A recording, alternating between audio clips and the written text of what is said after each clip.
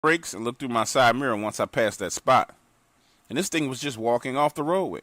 It seemed like my presence didn't faze it at all, nor did the presence of my truck. I'm not sure what it was or where it comes from, but I don't ever want to encounter that thing again. In my early 20s, I worked for a company that had a contract with the U.S. government at the border. And no, I was not a Border Patrol agent. I worked as part of a maintenance program. My job was to maintain the border fences and manage crews of workers. Now, this job was intense.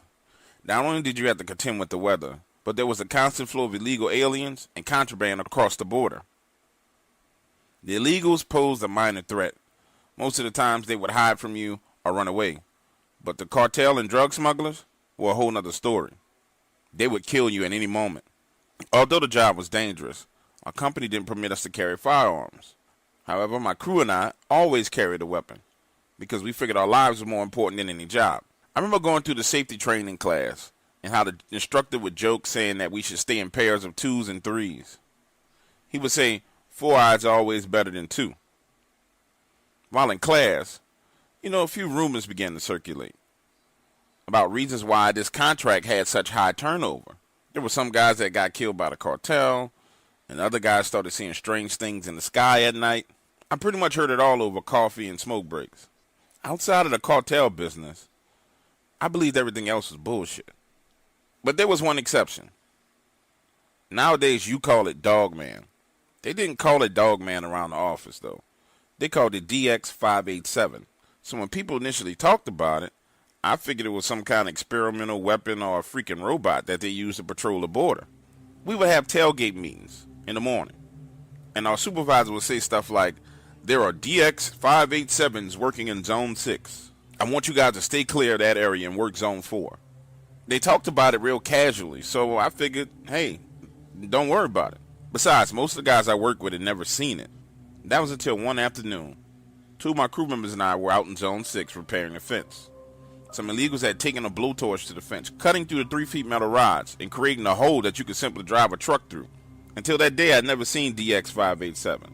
Hell, to be honest with you, by that time, I figured it all was some bullshit. I figured the cartel had paid our supervisors to come up with this story about DX587 just to keep us out of the areas where they'd be trafficking the drugs through. I never actually imagined that DX587 actually existed, and it was a real threat. Back to what I was saying. We're in Zone 6, and I'm working a spider crane trying to replace the metal that had been damaged. Sandy and Brent, the other 2 guys with me, are trying to hold on to this rod and guide it into its foundation. That's when we see a group of people running towards us. It had to be 30 people, most of them men. They were running north towards the U.S. border. Now, our viewpoint was elevated, so we had a damn good view of this. Sandy, one of the guys who had been working in this area the longest, was one of those slow talkers, and he said, "Them people getting chased by something. I'm not sure what it is, but they running for their lives. It's time we get moving." The crowd was still a good distance away, and we decided we should start loading the truck. But that's when we started hearing screams and growling sounds. We all just stood there frozen, and it started to sink into us that this was DX587 at work. This creature actually fucking existed. Through my binoculars, I could see what looked like 2 huge dogs chasing these people. At first, I just figured they were being chased by a pack of wild dogs. Very big dogs, but yet just wild dogs. That was until I saw one of the dogs stand up on his 2 hind legs. For a second, I thought I was tripping. So I threw the binoculars to Sandy, telling him to take a look and not telling him exactly what I saw. And at first, he thought it was funny. He said, "Look at them dogs, having a field day with them." Then he went silent and said, "What the hell? That ain't no dogs." That's when he tossed me the binoculars and started tightening the straps on the truck, and we left. When we returned to the yard, it was dark, but our manager was still there in the office. This is where the strange part really starts to happen. He apologizes to us and said, "You guys should not have been in Zone 6 today." He went on to explain that he made a mistake in his morning briefing. He then said, "What you saw today was DX587 that we've been trying to avoid. I'm happy you guys are safe, but I'm going to have to let you go." Now, At this point in time, I'm completely pissed off. I asked him, first of all, how did you know what we saw today? Because none of us told him what we saw. Secondly, how are you going to let me go because I saw something? I was just doing my job. That went absolutely nowhere. And yes, we were fired because of what we saw. I was given a $13,000 severance check the very next day. And when that finally calmed down, I approached my supervisor like a man and said, hey, what the fuck is all this about? And that's when he tied it all in this neat knot. He simply said we would never get any work done if people really knew what was out there. In other words, we would pay it off to be silent and go away, so they can keep their government contract and have a steady flow of workers. Ain't that a bitch? Pirates and mermaids.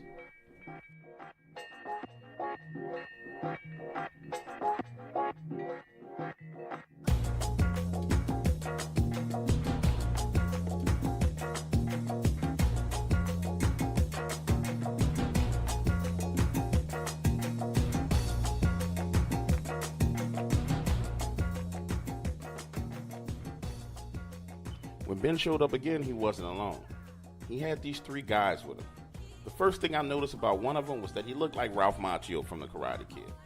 The second guy, who introduced himself as Chef, was about 6 feet tall, and there was no way to avoid looking at the scars he had all over his hands, arms, and face. And the third guy looked kind of foreign, and I didn't like the look in his eyes. He just made your skin crawl. You could feel it. Like this guy wasn't missing some of his screws, but all of his screws. Even when he smiled at me, it just looked fake, like he didn't even know how to use his facial muscles to make a smile. That's when Ben asked if we had done our part and gotten the supplies we needed. But he used this authoritative tone, almost like he was in charge. And based on his tone, I knew in that very moment that it was just a matter of time before Roger and Ben would start bumping heads. And holy shit, let me tell you, when they did, it was explosive. The following day, we boarded our plane and headed to Caracas, Venezuela, a 3-hour flight. Then we headed on a 22-hour flight to Liberia. And it was on this 22-hour flight that the ice began to break, starting with Ben. He told us more about the intel on Sorkin, and he went deep into why he fucking hated it. You see, a few years ago, he was working on a private security mission for Sorkin, protecting some freight ships right off the coast of Africa. And back then, he worked with this guy that he was really close to called Babyface. He had gotten that nickname because he was the spitting image of the notorious mobster Babyface Nelson. Babyface and Ben had worked over 22 jobs together, and during that time, they got extremely close. On this particular mission, Ben, Babyface, and 15 other men were protecting this freight ship. Now, they was under the impression that the only thing they had to do was protect the oil on the ship. And that's when pirates attacked. 6 small boats, Somalis with AK-47s, RPGs, and these fuckers weren't playing. For the most part, this conflict was just target practice for them. That was until 2 of the boats got close enough to the front of the ship and allowed 6 of the pirates to board. They killed 8 of the contractors and were firing RPGs from an elevated position atop some cargo containers. Once the Somalis got that kind of advantage, Ben and Babyface were forced to flee to the hull of the ship. And when they got below deck, Ben said that he realized the ship had been modified. It looked like a standard ship up top, but down below, it was like nothing he'd ever seen before. The 2 of them quickly devised a plan. They were going to work their way to the front of the ship, come back up, and flank these bastards from behind. Ben told us they had been moving through the ship for about 3 to 5 minutes when they started to take fire below deck. And this wasn't coming from the pirates. These were other contractors. Hold your fire! Hold your fire! We're with you! Hold your fire! But they didn't stop. Now they were in a fucked up situation. They had pirates up above them, and God knows who this was in front of them shooting. It took Ben and Babyface 10 minutes to move forward using suppressive fire, pushing the guys back. And that's when they came across this room. And inside, a massive tank filled with water, a monitoring station with cameras showing everything going on above deck. Inside of the first tank was this creature, and it looked like a woman. In fact, it had breasts like a woman, but the thing was, it had these webbed fingers, and its skin had this greenish blue tint. Ben said the thing that stuck out to him the most was how massive this thing's legs were. It made its upper body look small. And the second tank was another creature, this one male, While Ben and Babyface stood there distracted looking at these things, they started taking fire from across the room, and Babyface was hit in the head. Blood, brains, and teeth exploded all over Ben. That's when his eyes glossed over, and you could tell he was becoming emotional. Then he changed the subject to Alessandro. Ben went on to tell us that Alessandro was the single most dangerous operative he knew. Ben said that in order to be successful, we needed to be patient and wait on our opportunity to grab him. After we had our hands on him, we would let Scissors take care of the rest.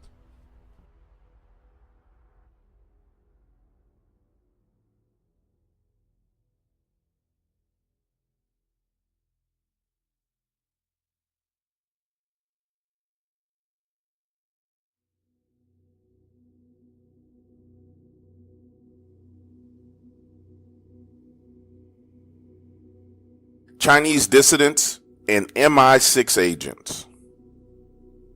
Time was up and everyone had done their jobs. Mary had made contact with the two inside men who were able to confirm two things.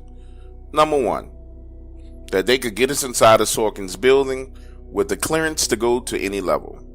And number two, that the underground parking lot was not a parking lot at all. It was a series of underground labs where Sorkin was doing genetic experiments. Now, only one of them had access to the lowest levels of the complex. And he told her that what they were doing down there was pure evil. The only problem was the contact was not able to confirm what kind of experiments were being conducted. And therefore, we were walking into this situation blind. For all we knew, Sorkin could be developing super soldiers, and we would be walking into certain death. The team left on a Friday morning heading to Chengdu, China, a 22-hour flight. It was myself, Roger, Ben, Scissors, Kid, and Chef. That was quiet on this flight for the first 6 hours, until Roger broke out a bottle of whiskey, and everyone got to drinking. As time passed, I could feel us starting to become a team again. Scissors and Kids towards the back of the plane discussing what part of China had the better looking women, Shanghai or Beijing. Roger and Ben reviewing the intel, and Chef was reading a cookbook. Things were starting to feel normal again. But this was just the calm before the storm. Because from the moment we landed in China, things would start moving fast, extremely fast. When we landed, Ben's cell phone rang, and it was Mary's husband, asking him if Ben had spoken with Mary. He said that she hadn't come home, and it was unusual for her. Her movements were like clockwork, which later on we would find out it was this exact same predictability of movement that was Mary's problem. We drove north for 5 hours into the mountainous regions until we got to the city where Chung lived. And I'll tell you, the Chinese countryside is beautiful, rolling hills and mountains, but the people there lived in abject poverty, like nothing I've ever seen. Remember the old black and white movies where there was this villain that lived along the side of a mountain or a hill, like Count Dracula's castle, sitting on top of a mountain looking down on the poor masses of peasants? This is exactly how Sorkin's building was set up. High on a mountaintop, houses were cascading down the mountainside into this small valley. This was some straight modern day medieval bullshit going on. These people didn't even have power, but this building was shining brightly as the sun set behind the mountain. We were told that we could find Chung, the person we needed to make contact with, near the center of town. And I swear to you guys, we have it lucky in the United States. The way these people were living was heartbreaking. Roger was the only one of us who was able to speak a little bit of Mandarin, and it didn't take long before a kid walked up to us and started pointing towards this rickety building. Outside, some men were sitting at a table drinking tea. Approaching the building, the men quickly stood up, walking away, scattering in all different directions. In that moment, I thought this was some type of setup and these men were clearing out before we got hit. But then I realized that Ben was trailing behind the group, and compared to the smaller physiques of these Chinese men, Ben looked like a Viking god. The little boy motioned for us to follow him into this building and pointed to a table. Remember I told you how poor these people were? It's a stretch to call this thing that we were about to sit at a table. And as Roger and I sat down, everyone else took up positions. Ben stood outside of the front door. Chef, Scissors, and Kid spread out around the room. And we watched as this little boy walked through this beaded curtain, heading into darkness. A few minutes later, out walks this guy who looks like he's been through the meat grinder. He had a wound on the side of his head like someone damn near cracked his skull in half. And his right eyeball was completely white. This dude looked like someone had fucked him up. He sits down at the table with us and introduces himself as Chung. Then he reaches behind his back, pulls out an envelope, and hands it to Roger. Then stands up and tells us to follow him into the back. We walk through that beaded curtain through this little doorway, and it opens into a kitchen. Through that kitchen, which connects to a second building. Then up a set of stairs that seem like we have been walking forever, passing through people's houses, other kitchens. We eventually emerged into this open area, and we were halfway up the mountain. He stops, points, and says, "This is it, the building you came for. Can you destroy it?" By now it was nighttime, and the building really did look like some type of evil castle, fully lit up, high above the peasants below. That's when Chung went on to tell us about how women had been going missing in the area. So many that he organized a protest a few years ago, and over 1,000 people took to the streets to petition the government to close down the building. However, instead of the communist Chinese government supporting its citizens, the army came rolling in, beating and shooting the protesters. After the crowd had dispersed, they realized that some of the people had been taken hostage. They tortured them to find out who organized this protest. Next thing you know, Chung's wife and daughter are killed right in front of him. Tears welled up in his eyes as he told us how they dragged their bodies down the same steps we had just walked up. And I'll tell you, I was completely and utterly heartbroken as Chung described his daughter's head bobbing and bouncing down those steps, blood spilling everywhere. They killed his family but left him alive as an example to anyone else who decided they wanted to be a political activist. They would suffer the same fate as he did. Then he escorted us to these small houses or accommodations for the night and told us that he would take our vehicles and hide them. And we had some time to burn because we needed to wait another 24 hours until the two men inside the compound would make contact.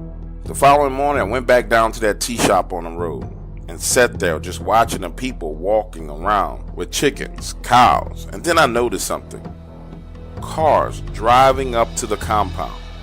But the people inside were not Chinese. Some were clearly Africans. Others looked German. But these were not Chinese people. Imagine a parade of 40 cars with not one Chinese person in sight. This confirmed the intel from Mary that only 7 Chinese people even worked in the building. Sitting there, I figured that these had to be employees coming in to work. And with nothing else to do, I sat there in that spot, drinking bottles of water and watching the kids play. That's when Ben and Scissors walked up to me, let me know we needed to get moving. It was time for our meeting with our contacts inside the building. 35 minutes later, we were on these twisting and winding dirt roads, and Chung starts talking about the pregnant women who had been going missing from the villages. He told us that pregnant women go missing all the time, so much so that people are moving or not even having babies. "What do you think is happening?" asked Roger. Chung held his head down and said, "They're being taken into that building. I know it. Now what happens once they're inside? I don't have a clue." We arrived in a small village, and by small, I mean small. The houses were spread out, and this was wide open land, unlike the mountainous region we had just left. And off in the distance, you could see this house. The place looked modern, not like the shacks and wooden houses we had seen on our way over. Whoever lived here had money. As we approached, pulling into the driveway, a woman stepped out of the front door, followed by a tall man. This guy's at least 6'6", and he wasn't fully Chinese. His facial features were more of a mix of Chinese and Eastern European. And as the engine turned off, I saw him waving for us to come inside of the house. He introduced himself as John. This guy's English was not broken at all, and clearly he had grew up in the States. As for the house, this house was nice, extremely nice, and made me wonder how he was able to keep the poor peasants in this area from just killing him and taking all his shit. But as we settled into his house and sat down at his kitchen table, it became very clear that he was well protected. Because out of the back room stepped two men, both Chinese, wearing all black. These guys had the eyes of killers, their shirts open just enough where you can see their triad tattoos. John cheerfully offered us drinks, American beers, and went on to tell us his role and what he could do for us. He was a part of MI6 and had been working with an American Joint Task Force that was assigned to spy on Sorkin in China. John told us he'd been investigating this guy for 4 years, and unfortunately, his American counterparts met an untimely demise. Then he went on to tell us that he and his counterpart worked inside of the building. John was head of security of the above ground section, but the security for the building overall was extremely tight, and that all of the employees who worked in the underground facility were actually shipped in and out by car or van every day. And they were assigned housing in these villages 50 miles away. John said that there was no way that we could sneak in, but John was solely responsible for the outside security contractors. He did all the hiring and all the training, and that's how we were going into the building.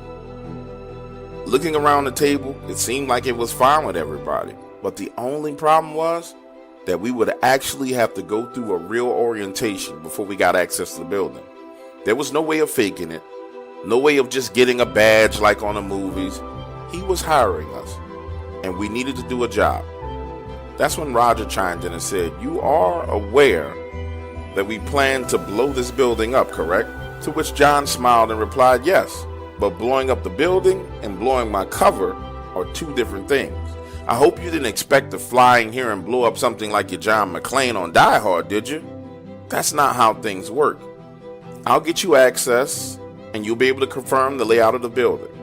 Within a week or two, you'll have access to the lower levels. And then you can coordinate however you want to destroy this place without killing the people that work inside." With that, John stood up from the table, excusing himself and showing us to the door. He told us to meet him at the building the next morning. Just drive on up like we belong there, and he would be at the checkpoint waiting for us.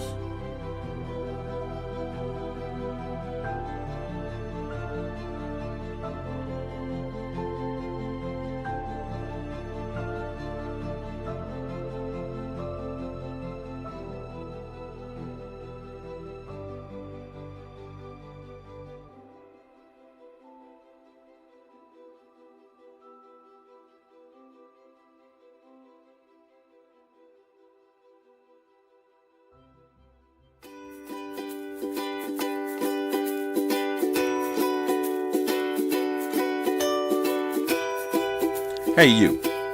Yeah, you. How long have you been sitting here listening to this stream? An hour, 2 hours, 3 hours? If you like the content that you've been hearing so far, you have to get the premium membership. For only $3.99, the content is 20 times better than what you've heard. And what you're listening to right now is some of the best horror narration content in the world. Now, the membership is only $3.99 a month. Go ahead and sign up and become a member of the Dark Waters Premium Content family today. In 30 days from now, you'll be sitting around with your family and friends, and you say to yourself, getting this membership and spending this type of quality time with my family and friends, fully engaged in my imagination, was one of the best decisions that I've ever made. Trust me on this one. Go ahead and get your premium membership today.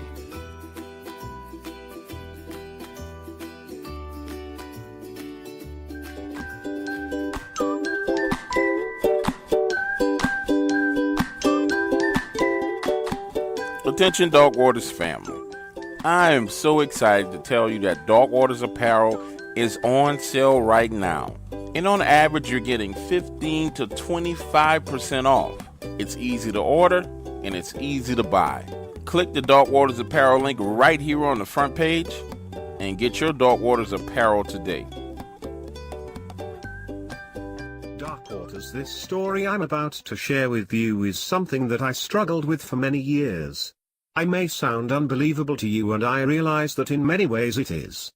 However, when I heard you on Coast to Coast, I realized that you were the person to share my encounter with. I worked at one of the wildlife reserves here in Louisiana, and when I can confidently tell you that Dogman is real. Not only is it real, but it is absolutely terrifying. Part of my job is to collect data for our location and compile it into a report.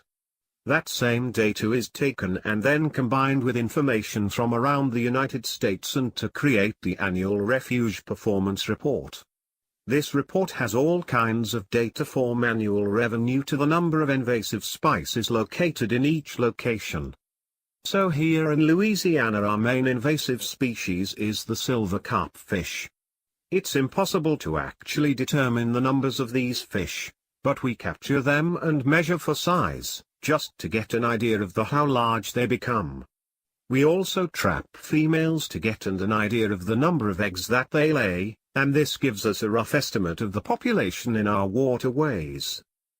This particular evening I'm out in an airboat. Now normally I'm not alone, I take a few contacted fishermen out with me, but this was supposed to be a short trip.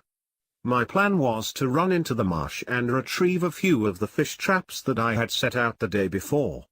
These traps had been set in this small cove. Now the area around this cover was partial dry land, and the day before I was able to get out the boat and walk around a bit. But just like everything else in the Louisiana swamps, the terrain is always changing, evolving, and last night it had rained a bit and I decided it would be best to work from the boat and retrieve these traps. So I'm on my knees reaching down into the water to grab this rope when I notice that the area is silent. Now I can't say for sure that the area went silent in that moment because honestly, I was not paying attention, but I noticed at that moment it was dead quiet. It gave me this eerie feeling and immediately brought to my mind that there was a spirit around in this area. You see, some bad things had gone down in these swamps over the years. Lynchings, murders, rapes, really bad things. The kind of things that leave negative energy. So I started to hurry, moving to the next trap. Now picture this Imo at the front of the airboat. I'm paddling with an oar, and the area I'm moving into now has trees that hang over the water. Think foliage on them that starts to block out the sun. To my right is the landmass I told you about, and to my left is water lily pad, weeds, and grass.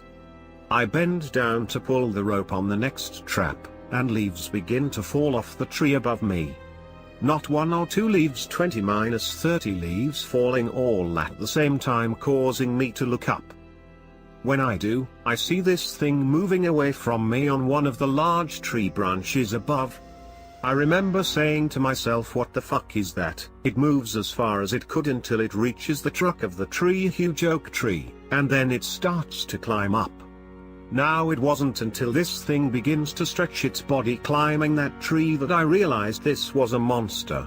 I don't use that word lightly either. Monster. Claws. Long. Black, and curved. Gray fur with pinkish skin beneath. And the head on this thing was massive. After it had gotten damn near 35 more feet into the air, this thing grabs another tree branch with one arm, digging its claws in, and suspends itself hanging there in the air, looking down at me. Snout like a dog, its eyes set wide to the side of its head, and 2 long teeth that hung out its mouth. You know, when we were kids we had those encyclopedias. I tell you, this thing had teeth like a saber-toothed tiger, but the head of an oversized ungroomed greyhound. You know how they have them long snouts. Same thing, but make it 6 to 7 times bigger. It just hung there looking at me, these steely black eyes. For a few seconds I was in shock. I'm thinking this can't be real. But then its ears began to twitch and move. Holy fuck. I almost fell out the boat trying to climb up into my seat and get the hell out of there. I refused to look back as I speed away, turning the boat all the way around and heading back out of the cove. When I got back to the dock and began to take the boat out of the water, my hands were shaking, legs felt weak, and my vision was blurred. I thought I was having a heart attack, and for the next 2 days, I could not sleep. I sent 2 contractors to go get those traps and asked them to check the trees in the area for scratch marks. When they returned, they said that the traps were missing and that the area felt weird, like something was watching them. As for the scratch marks on the oak tree, they found them and only said something big had to make those marks.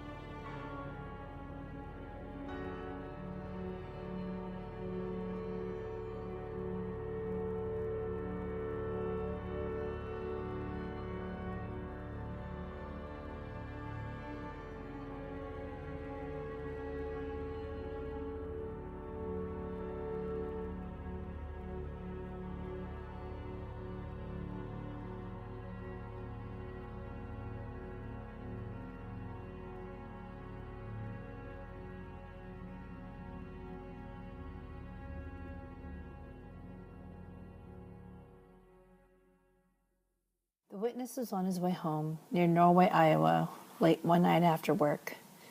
He almost always walked the train tracks because they were a straight shot towards the house. These train tracks ran past a cemetery which was alleged to be haunted, an old settler's cemetery. It's already dark and has been so for a few hours. There was no moon that night. As he walks near the cemetery, he starts hearing muffled footsteps behind him, but doesn't think much of it. Plenty of other guys walk home this way as well. So he keeps going and the footsteps get louder and louder. About midway past the cemetery, he gets nervous and the steps are getting closer. So he turns to look behind him. According to the witness, he saw a goat man, or the devil himself. He describes this thing as a man who basically had goat hooves and horns along the lines of the mythical Pan. And this thing was heading straight for him. Reportedly, all the snow around this creature was instantly melting as it walked through. The witness runs screaming like a banshee. He hears the clopping of the beast's footsteps behind him speed up to catch him as he's running. Finally, he gets past the graveyard and he sees the thing stop right at the edge of the cemetery. He continues running, stops to look back, and the beast just vanishes. One of his older co-workers confided that there was a tale about a goat man many years ago. It was supposedly a Polish immigrant who disappeared one night but returned as a creature several years later. There had been UFO and strange being reports around the same time the man had vanished.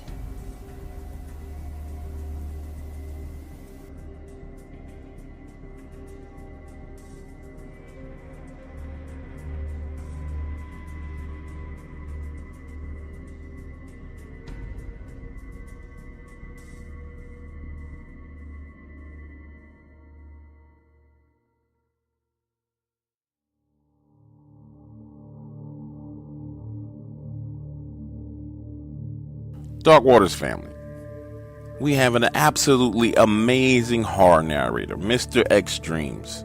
His content will be streaming live here 24 hours, along with all the other content here at IamDogwaters.com. Make sure you go on over to his YouTube page and check him out, Mr. X Dreams. You won't be disappointed.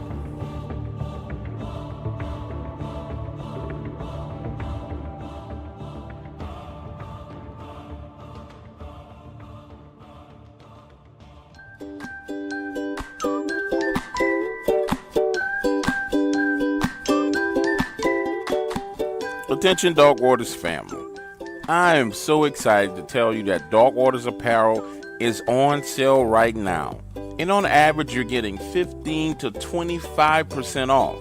It's easy to order and it's easy to buy. Click the Dark Waters apparel link right here on the front page and get your Dark Waters apparel today.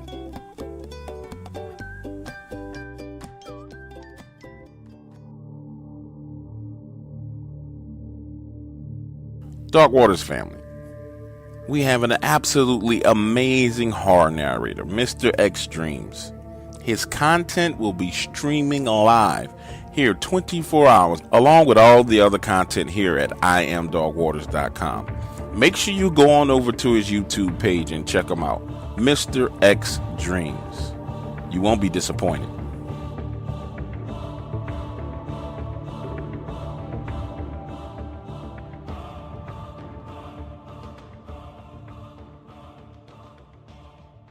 My background is in mixed martial arts, and my upbringing is what forced me to become a fighter. Growing up in the poverty-stricken neighborhoods of East Point, Detroit was no easy thing to do. The one lesson you learn in the streets is never back down. Those were the words that came to mind the night I had my encounter with the Shadow Man. I had been working security at a local Detroit nightclub. This particular venue was in a very rough neighborhood.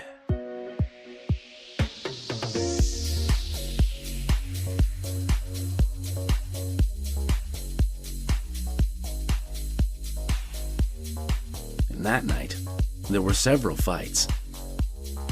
I was forced to rough up a few people and needed to step outside for a smoke break.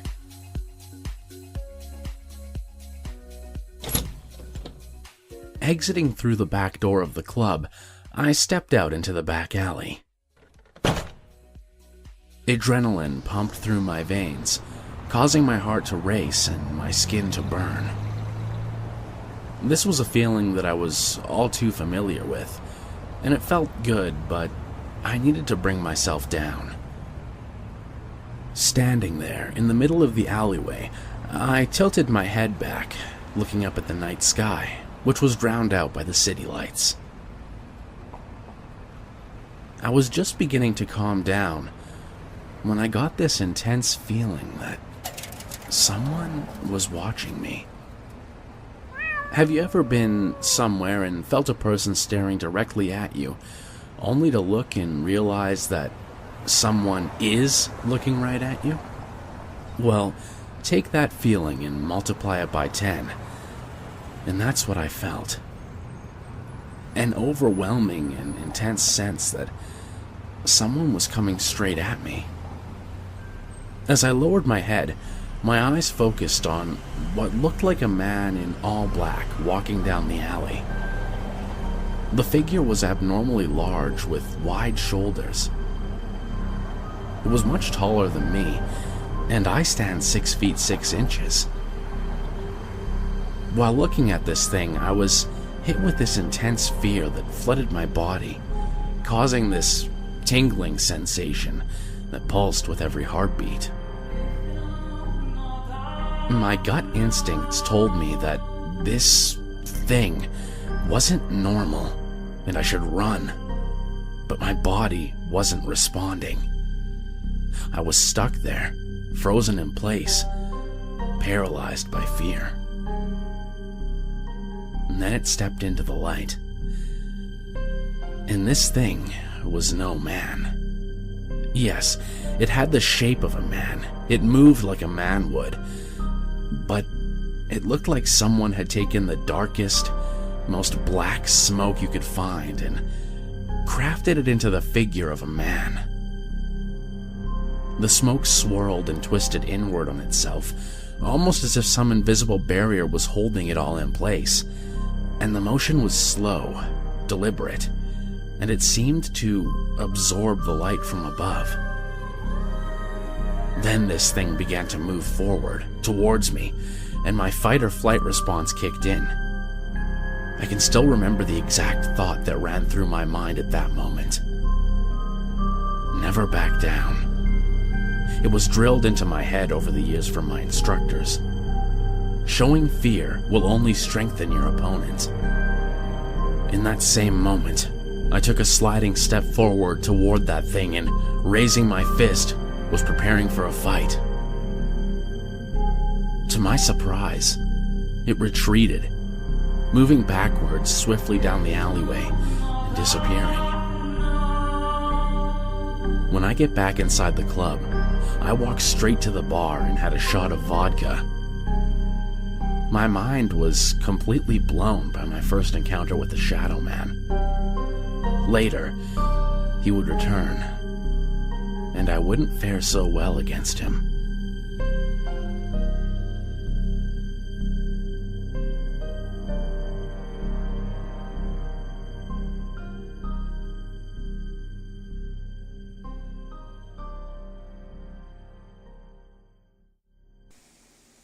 I'll never forget my first time seeing a Dogman. I was a little boy, no more than 9 years old. You see, my grandparents were black Southern Baptists, and I can never forget that day. It was at a revival service. Back in those days, Christian revivals were held outdoors, inside tents. And to paint a clear picture for you, if you can imagine being outside on a hot summer day with a huge white tent set up, rows and rows and rows of chairs, a makeshift stage, and people were heavy in the worship. This is my first time going to a revival, although I've been dragged in and out of church every Sunday my entire life. I thought it was interesting. The way people worshiped out of the church was completely different than the way they worshiped in church. It was much more intense.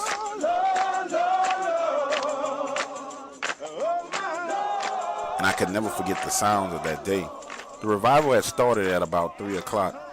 And it gone on for hours. And right as the sun began to set and the pastor started doing the altar call to save souls, something weird started to happen.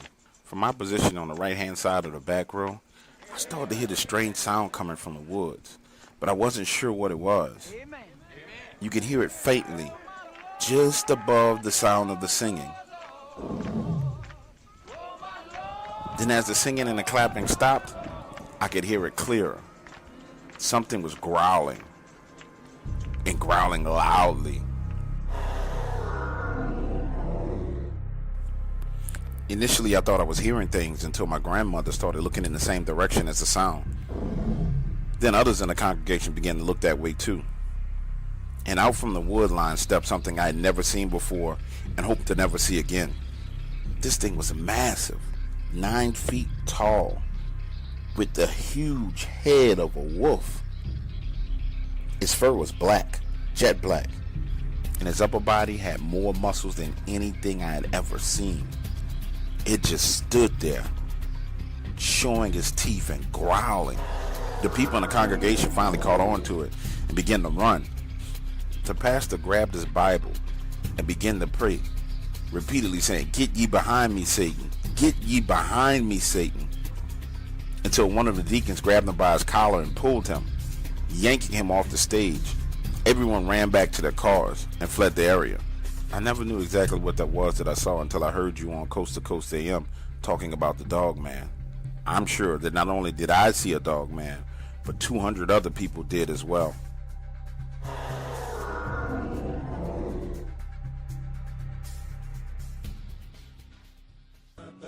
My wife and I had lived along the bayous of southeast Louisiana our entire life. Hell, we grew up in the swamps. One of the proudest moments I can ever remember is when we bought our 3-bedroom home. Talk about waterfront property. Our house is directly on a waterway, and we have a front row seat to all of nature's wonders. Since we've been in this house, we've seen a lot of strange things. Alligators on our porch, rabbits and deer running by. But the strangest thing that we've seen over and over again is that around the end of the month, we get a special visitor. You call him Dogman. We call him the rougarou. My wife and I often sit out on the porch and drink coffee late at night, just talking and laughing. And the first time we saw this creature, we thought it was extremely odd. Now, to paint a clear picture for you, my house is up on stilts, way above sea level. And from this vantage point, it gives us a clear view of the land. After you walk down my front set of steps, you have about 15 feet before you walk straight into the bayou. There's a landmass across the bayou from our property. And the way we're situated, the bayou kind of forms a T. The waterway that runs directly in front of our property then splits, going right and left. On the far side of that split is a levee. You can often see deer and rabbit and all kind of wild creatures move along that levee to get back and forth throughout the bayous. Like I was saying, I still remember the first time we saw the Dogman. My wife and I were sitting there drinking coffee, talking, and I was smoking a cigarette. And my wife stood up and said, "Hey, what's that over there?" By the light of the moon, you can see a tall object moving. It walked upright like a man on two legs, but it moved kind of awkwardly, as if its upper body was leaning forward as it moved. My wife hustled into the house and grabbed the spotlight, and when we shined it across the bayou, what we saw we couldn't believe. I mean, this thing was huge, but it had the head of a dog. When it looked over at us shining the light, its eyes glistened this amberish yellow color. Then it turned its head and continued about its business. 20 yards later, it dove into the bayou, swam across to the levee, climbed up, and took off running. Now, we've seen this creature over and over and over again, and not once have we felt threatened. In fact, we just figured it was ignoring us, so it was a part of the wildlife and entertainment for us. That was until one evening my wife had this bright idea of having a house party. Now, house parties on the bayou are not exactly a wine and cheese event. We're talking about LSU football, Budweiser, cigarettes, whiskey, shotguns, screaming and talking loud. It's a party. And since we're out here on the bayous, there's no neighbors close by to complain to the cops. That night, my wife and I had been out on the porch talking. David, one of my co-workers, was there for the party. He had been shooting my shotgun all day long. He wasn't shooting at anything particular. More than anything, he was shooting just for the hell of it. Well, as night came, we all moved inside and left David out on the porch, beer in his left hand and shotgun in his right. And as my wife and I stood around talking in the kitchen, entertaining our guests, Dave came rushing into the front door, grabbed a box of shotgun shells, and hauled ass back outside. At first, I thought nothing of it. I just figured he was going to waste another $12 box of shotgun shells. Next thing you know, he's blasting away. Shot after shot after shot. It sounded like World War II was going on outside of my house. My wife looked me in the eye and said, "Go take that gun from Dave before he does something stupid." And when I walked out of the front door, that's when I realized what he was doing. Our friend, the rougarou, was passing by just as he normally did. And for whatever crazy reason, David got scared or whatever was going on, but he started shooting at it. Now, keep in mind, this thing had been passing by our house for the past 12 to 18 months and never once came anywhere close. Now, as I looked across the bayou, it was walking directly towards us. I looked at David and said, "Man, what are you doing?" He was like, "You act like you don't see that monster over there." I said, "Of course I see it. Why are you shooting at it? It's a monster." We began to tussle a bit as I tried to take the shotgun away from him, which caught the attention of everybody inside the house. And they all came rushing out to the front porch. Now, while I'm attempting to take this loaded shotgun from Dave, who's had over 15 beers, my wife is constantly hitting me on the back saying, "It's coming this way. It's coming this way." After about 3 to 4 minutes of pushing and shoving, I finally was able to wrestle the shotgun from his grip. And when I turned my attention to the other side of the bayou, there it was, standing right on the edge of the waterway, no more than 50 yards away, looking directly at me. This creature was not afraid of us or the shotgun. It stood there staring at us. Its eyes glistened that same amberish yellow color, illuminated by the floodlights on the front of my house. Everything went silent. No one talked, and it didn't move, almost as if we were in some type of Mexican standoff. Then this creature looked directly at me, turned around, and walked the other way. Now, I don't know about you, but I don't know of any creature in the wild that behaves this way. Since that night, we've seen it multiple times, and it's never come back near our house again. Part of me feels like we have this unspoken understanding with this creature. We'll leave it alone as long as it leaves us alone. And I intend to maintain that same understanding, because I would never want this thing coming in my house to get me.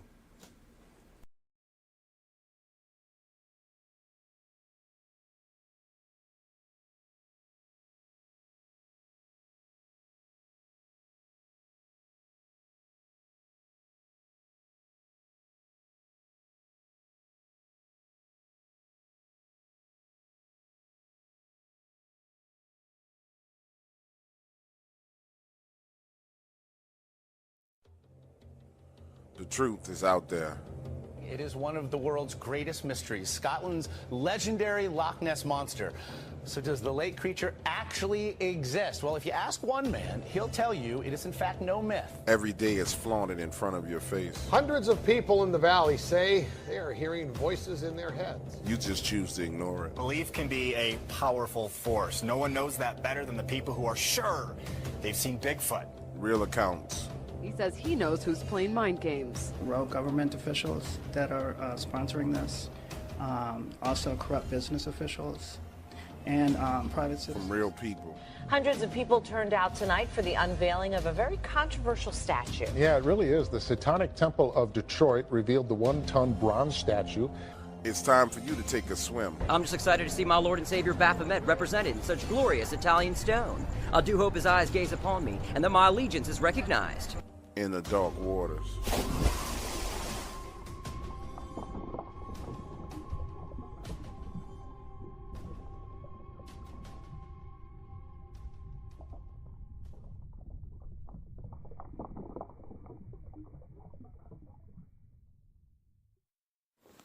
The Dark Waters channel is for entertainment purposes only. Although information in these stories can be traced back to relevant and true sources, Dark Waters strongly discourages its viewers, listeners, and subscribers from visiting the site of incidents and encounters discussed or revealed on the show. In other words, we will not be held responsible if you are attacked by a dogman, molested by a Bigfoot, bitten by vampires, chased by chupacabras, abducted by aliens, accosted by the Men in Black, investigated or arrested by the local law enforcement, CIA, FBI, NSA, EPA, BLM, or another alphabet group, whether on U.S. soil or abroad. Thank you for tuning in, and enjoy the show.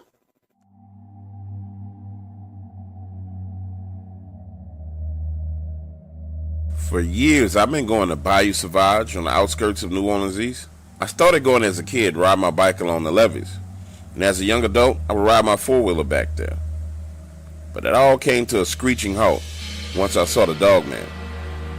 I was riding along the levee, just as I'd done many times in the past, when I saw something swimming in the water of the bayou.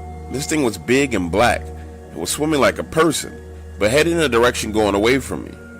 I started to slow down. I wanted to get a better look, so I drove my four-wheeler down the levee right up on the edge of the bayou. I was so close that my tires began to sink into the mud. This thing was pitch black, and I could see the muscles in its shoulders twitching and moving as it swam through the water. Completely fascinated, I sat there and watched this creature swim until it reached the embankment about 75 yards away from me.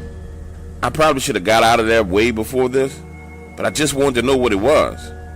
It wasn't until it actually started climbing out of the water and up onto the banks that I really got freaked out. This thing climbed out of the water on all fours. It started shaking its body like a dog, spraying water everywhere. Then it stood up on two legs. Yeah, up on two legs.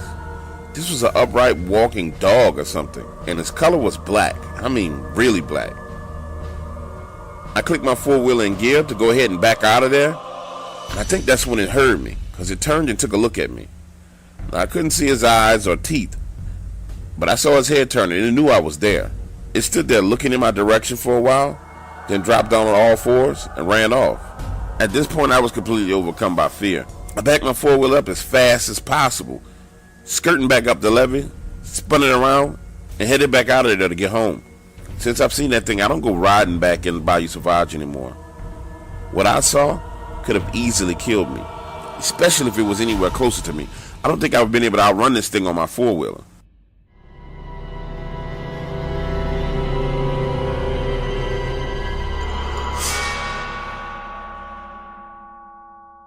So it took me a long time to share my Dogman encounter with anyone, partially because it was completely humiliating, and also because I figured no one else would believe me. You see, I worked for the post office my entire life. And being a mail carrier is no glamorous job whatsoever. Over the years, I worked in major cities like Chicago and had a route on the south side, a place I hope to never visit ever again. But when I transferred to Oklahoma, that was when I had my first Dogman encounter. Being new to the mail unit, I was forced to work this shitty route. Even though I had been with the Postal Service for years, office politics still played a major role in what routes you got. And my very first assignment was a rural route, about 85 houses and 10 farms. When I say it was shitty, man, this thing was shitty. You had to drive all damn day long to get to these places. And the people weren't too friendly at all. So I'm out on the tail end of my route, on this little section of roadway.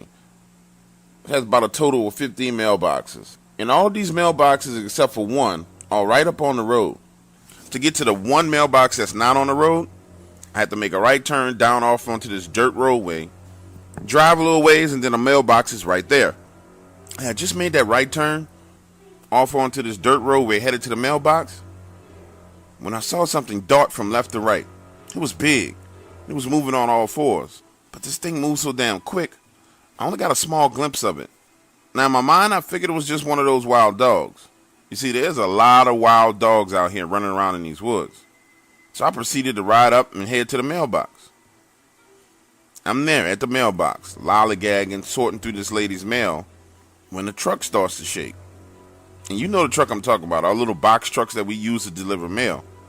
Well, this truck is shaking violently, like the Incredible Hulk or Andre the Giant was pushing on it. And when I looked back through the rearview mirror, all I could see was this brown fur and this kind of skin with these freckles and spots all over it. It wasn't until I looked out of my side mirror that I saw what looked like shoulders and arms. Something was standing there shaking my truck. I took my foot off the brake and hit the gas, and the engine revved and roared. I could even hear the back wheel spinning on the dirt road. But I was going nowhere. Whatever this thing was strong enough to hold my vehicle and keep it from moving. So I quickly cut my wheel to the left away from the mailbox, and the truck began to slide a bit and move. Then I could hear this kind of scratching sound. And a few seconds after that, it was almost like it let go, because my vehicle took off full speed. I had gotten about 65 feet away from whatever this thing was and looked through the mirror again. That's when I saw it. This giant creature with a dog head, these big pointed ears. It was standing there, looking at me drive away. Then this thing dropped down on all fours and laid down right in the roadway. Needless to say, no one got their mail that day. I mean, I was shook up, man. And I don't even know how this thing was able to sneak up on me. Since I've been working this job, I pride myself on paying attention to my environment, never getting complacent. I've been attacked by dogs many times while working my routes. So for something like that to sneak up on me, completely befuddled me. The next day I was sent out again and had to take that same route. Except for this time, I sped down that damn dirt road and threw the mail out in the general area of the mailbox.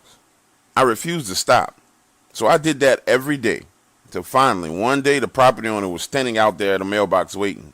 She flagged me down, and boy did she have an attitude on her. She stood there yelling at me, "Why do you keep dropping my mail on the ground? I gotta walk out here and pick up my mail from in the bushes and the trees." This lady cursed and screamed and beat on the side of the truck. I mean, she acted a complete damn fool. I just sat there looking at her. And after she had gone on like this for about 5 or 6 minutes, I kindly asked her, "Are you finished?" And that's when I told her, "Do you know you got a motherfucking werewolf running around outside your house right now? So until you move your mailbox out to the main road like everyone else, your shit is going to be right here on the ground." And then I threw the mail out at her again and drove off. Eventually she complained and I got written up, but I didn't give a damn. 2 weeks later, her mailbox is on the main road like everyone else. I went on to work that route for over a year. And several times I would see this thing running through the woods. It never really bothered me after that. But technically, I never came to a complete stop either. You see, I had gotten smart and put these handwritten notes in every mailbox on the route, telling them, once you check your mail, leave your box open. Those who left their box open allowed me to just drive up and throw the mail in. And if your mailbox was closed, you would find a neat bundle of mail right there on the ground next to your mailbox. Lord knows, I was not about to get eaten by a dog-headed monster, just so these people can get a bunch of bills that they probably weren't going to pay anyway. Screw that.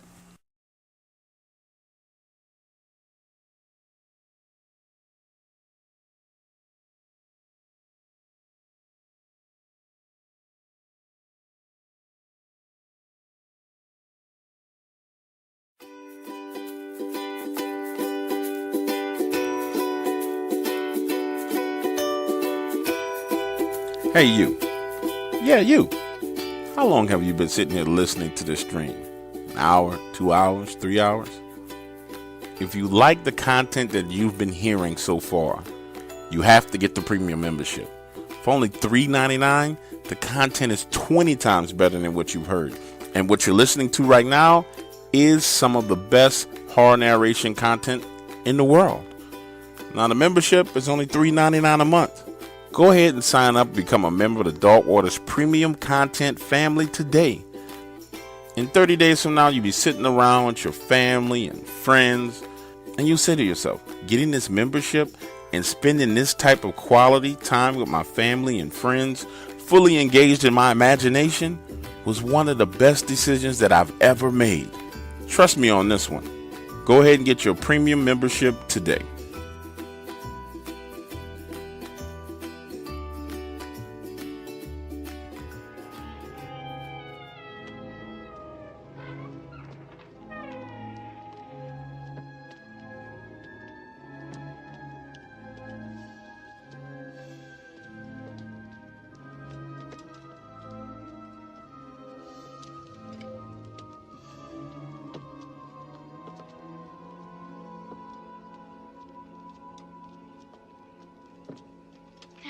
Well, no amulet.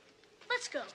Look, we got two consolations. Number one, Frankenstein's on our side. And number two, my dad's a cop. Anybody fools around with us, he kicks their ass. Hey, Frankie, come on.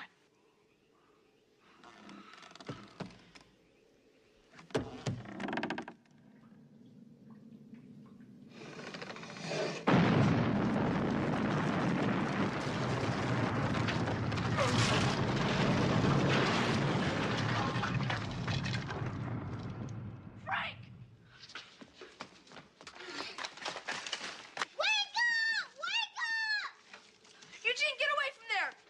Oh, wake up! In fact, can you use your eyes? Does it look like you can help him? But what do we do, Sean? The monster! Don't call him a monster. But what if he's dead? Then he died to help us. Now, look. I'm the leader of this squad. So listen up. You said Dracula knows we're here. So let's just try to find the amulet. And get the hell out of here.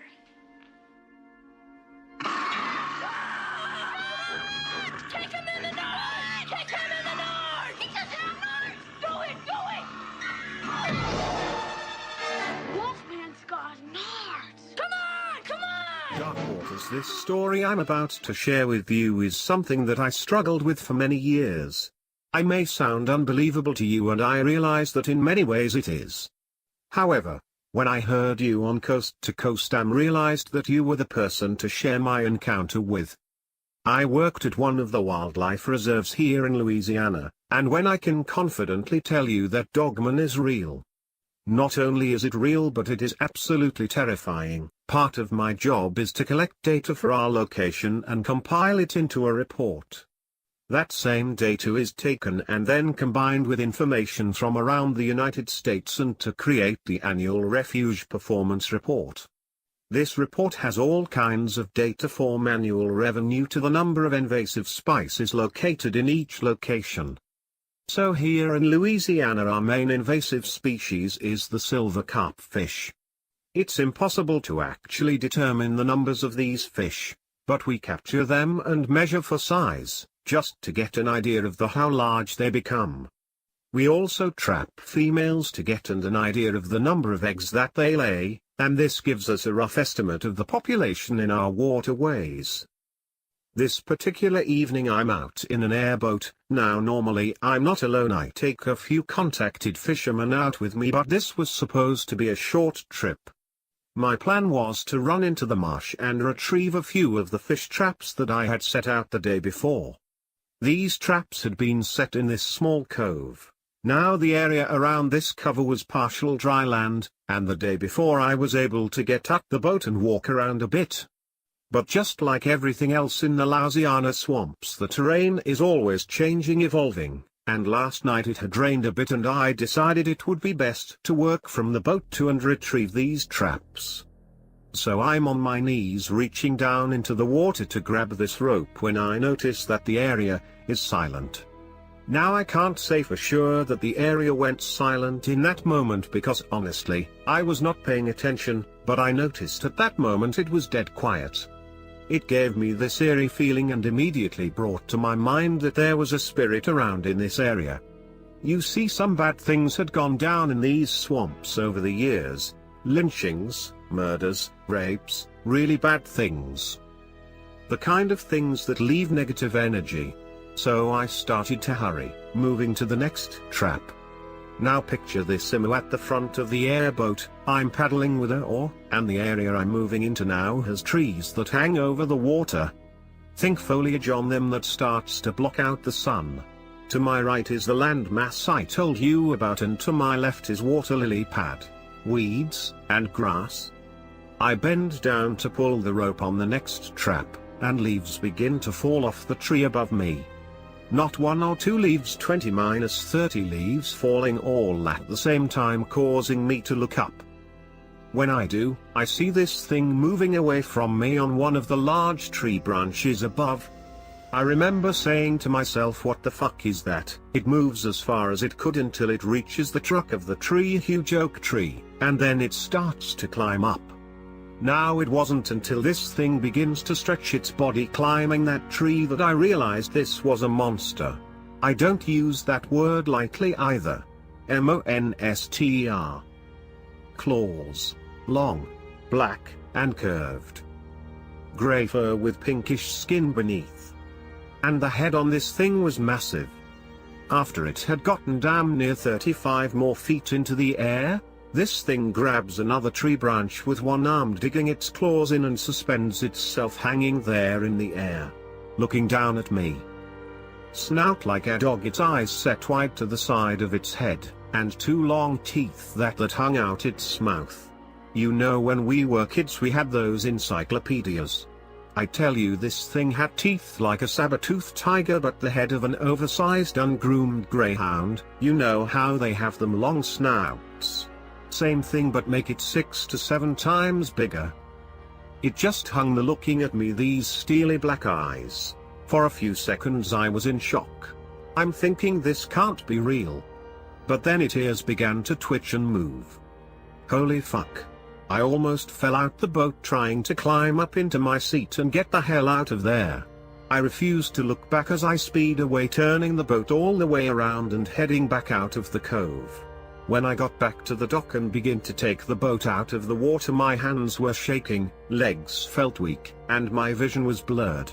I thought I was having a heart attack, and for the next 2 days, I could not sleep.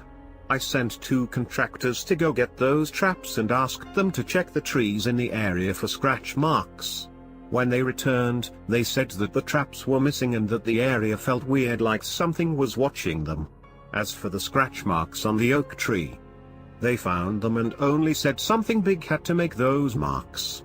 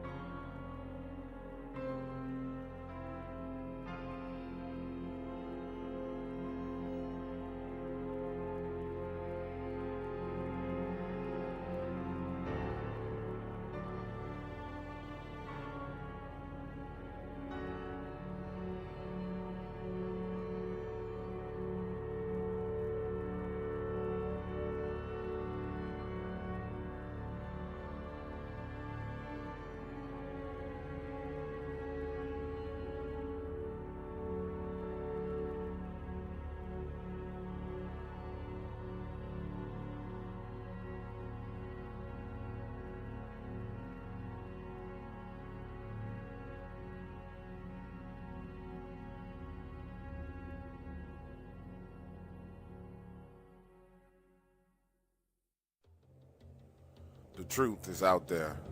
It is one of the world's greatest mysteries, Scotland's legendary Loch Ness Monster. So does the lake creature actually exist? Well, if you ask one man, he'll tell you it is in fact no myth. Every day it's flaunted in front of your face. Hundreds of people in the valley say they are hearing voices in their heads. You just choose to ignore it. Belief can be a powerful force. No one knows that better than the people who are sure they've seen Bigfoot. Real accounts. He says he knows who's playing mind games. Rogue government officials that are sponsoring this, also corrupt business officials, and private citizens. From real people. Hundreds of people turned out tonight for the unveiling of a very controversial statue. Yeah, it really is. The Satanic Temple of Detroit revealed the one-ton bronze statue. It's time for you to take a swim. I'm just excited to see my Lord and Savior Baphomet represented in such glorious Italian stone. I do hope his eyes gaze upon me, and that my allegiance is recognized. In the dark waters.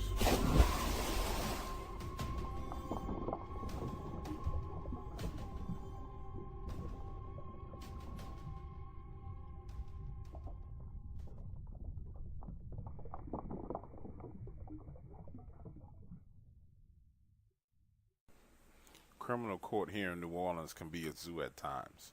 Drug dealers, pedophiles, murderers, just all the scum of the earth are paraded through the chamber doors where I work as a court clerk.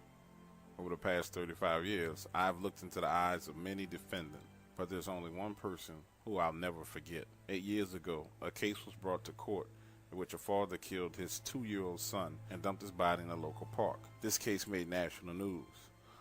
The bastard was disputing with his baby mother over $4,000 in past due child support, so instead of getting an extra job, he killed his 2-year-old son, slitting his throat and dumping his body in a park. But this story is not about him. His actions are really the background setting for what happened. During his trial, the courtroom was filled with news reporters and people from his family. My desk, as a clerk, sits facing the courtroom, just to the left of the judge. Looking out, I can see the entire courtroom. During the trial, a man walked into the courtroom, well-dressed, black custom suit, light blue shirt, with the most beautiful golden tie I've ever seen. He was a very handsome man, the kind of man that makes a woman swoon a bit. He approached the defense attorneys and handed them a large file of papers, then took a seat in the audience. I noticed his cufflinks. There were 2 golden crowns. They had to be very expensive. Not to sound like a gold digger, but we women notice these things on a man. So during the trial, the judge called for a 20-minute recess. It was just enough time for me to sneak down the back stairs and take a quick smoke break. As people cleared out of the courtroom, I organized the papers on my desk and headed out the room through the side door, which led to a hallway, and then to the stairwell that took me down to the back side of the building. I didn't expect to see anyone on the stairway. The only people who use it are attorneys that occasionally smoke, and a judge I work for who takes a quick cigarette every now and then when things get intense in the courtroom. Opening the door, I could smell the scent of a man's cologne. The smell was masculine and clean. The smell painted the picture of the person wearing it, a powerful man of wealth and class. When I reached the first landing, I peeked my head over the rail and saw someone walking out the door. Cool, I'll have some company, I thought to myself. When I opened the side door to step out, it was him, so tall and lean. His back was turned to me. A little excited, I let go of the door before sliding the wood doorstop in place to ensure that I would not have to walk back around the front side of the courthouse to get in. "Hey, how's it going?" I said as I lit my cigarette. He didn't respond. "You here to help the defense attorneys? This is a tough case to defend. The bastard killed that boy." I turned to check the door, and that's when I realized I would have to walk around to the front of the building to get back in. Turning and walking past him, his back was still turned to me. I just figured he was an asshole attorney on his high horse. While passing, he quickly turned to face me, in a motion so quick that I thought he was grabbing me. But he wasn't. He was looking at me with huge black eyes. No white was there, just huge black voids. It was so evil and sinister, for a second I froze, then took off running around the building. I reached the front of the courthouse and entered through the metal detectors, setting off the alarm as I showed my badge and rushed through. When I got back to the courtroom and took my seat, The judge was just about to start the proceedings when he walked back into the room. His eyes were now regular, a shade of hazel.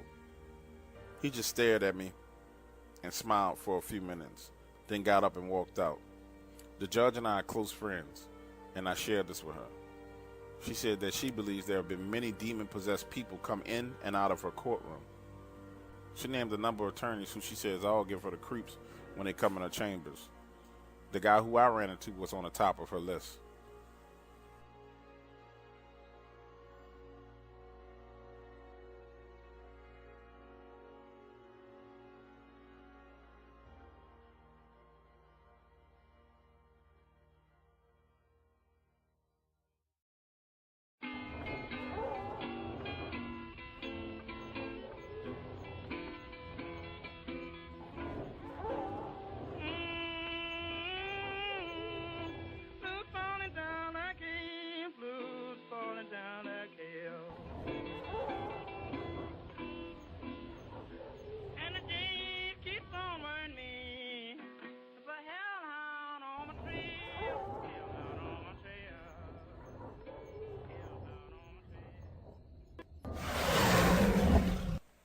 I'm a member of the New Orleans Police Department, and I've been on the force for 20 years. I've been assigned to a special unit that very few people know about.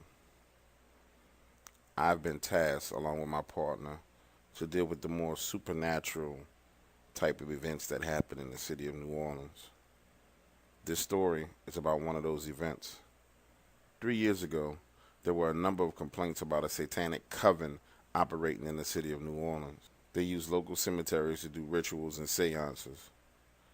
Along with that, there were complaints about hearing loud dog barks and howls coming out of the same cemeteries. One evening, a call came across my radio about such an event, and I headed over to the cemetery to check it out.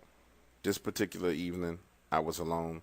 My partner had taken some vacation time, and I entered the cemetery not expecting to see much. In fact, I had busted the majority of these satanic cults in action, and I knew everyone by name.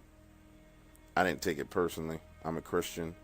They choose to worship Satan, that's their thing. They can go straight to hell. This particular night, I walked up on a seance, and everyone stopped. But they had this weird look in their eyes. They all looked spooked. Now, I figure if you're sitting there in the cemetery worshiping Satan, you should be spooked. So I think nothing of it. After all, we're in the cemetery at night. All right, guys, break it up. Break it up. It's time for you to get out of here. You know you're trespassing. Don't make me arrest you. The entire group just stood there, looking at me, but not looking at me. More so looking through me, or dare to say, looking past me. They stood there frozen with this terrified look on their faces. Guys, you heard me. Break it up. It's time to get out of here. Again, none of them moved. They just stood there, donned in their black robes and red rope belts. They all stood there frozen. For the first time, I began to feel a chill down my spine, and I had an urge to look behind me. Everything told me not to turn around, but I did. What I saw when I turned around could only be described as a hellhound. The hellhound had a face of an overgrown Dogman pincher. His head was huge. Its eyes were a deep glowing reddish color. And it was large, much larger than my 200-pound Rottweiler. What really disturbed me was that it appeared to be ghostly and solid at the same time, almost as if it existed in a realm between the living and the dead. It stood there ready to pounce as I maneuvered my way among the members of the group. Reaching for my weapon, the leader, a woman named Catherine, quietly said, "This is just a warning. Don't do anything, and we'll be fine. But if you shoot, it will attack." At this point, I never had any experience with this type of entity, so I had no clue what to do, and I trusted her. For some reason, I did.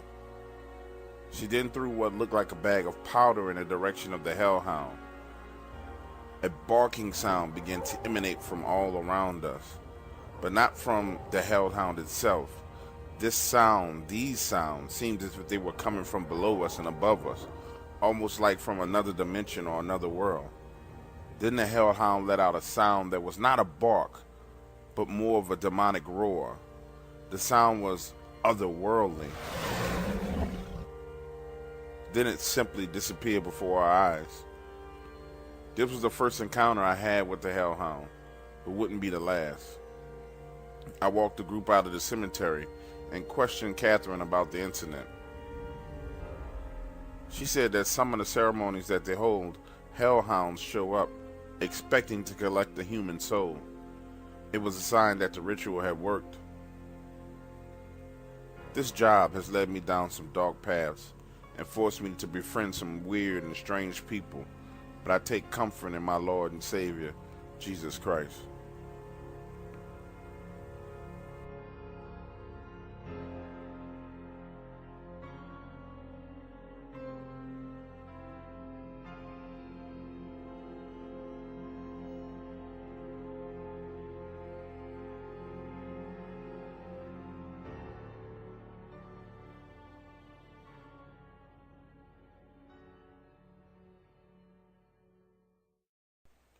This is going to sound strange and extremely weird, but my friends and I have a game that we play called Bathroom Bowl. The rules of the game are that you must use at least 10 random bathrooms a month to take a dump.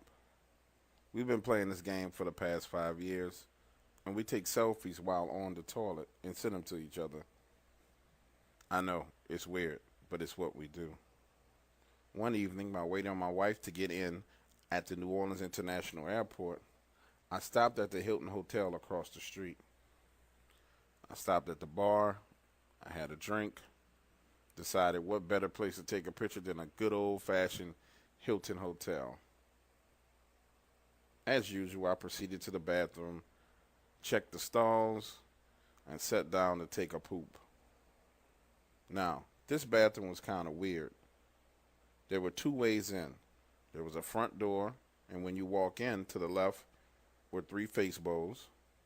Past the face bowls were 2 urinals, and it had an unusual number of bathroom stalls for taking a dump.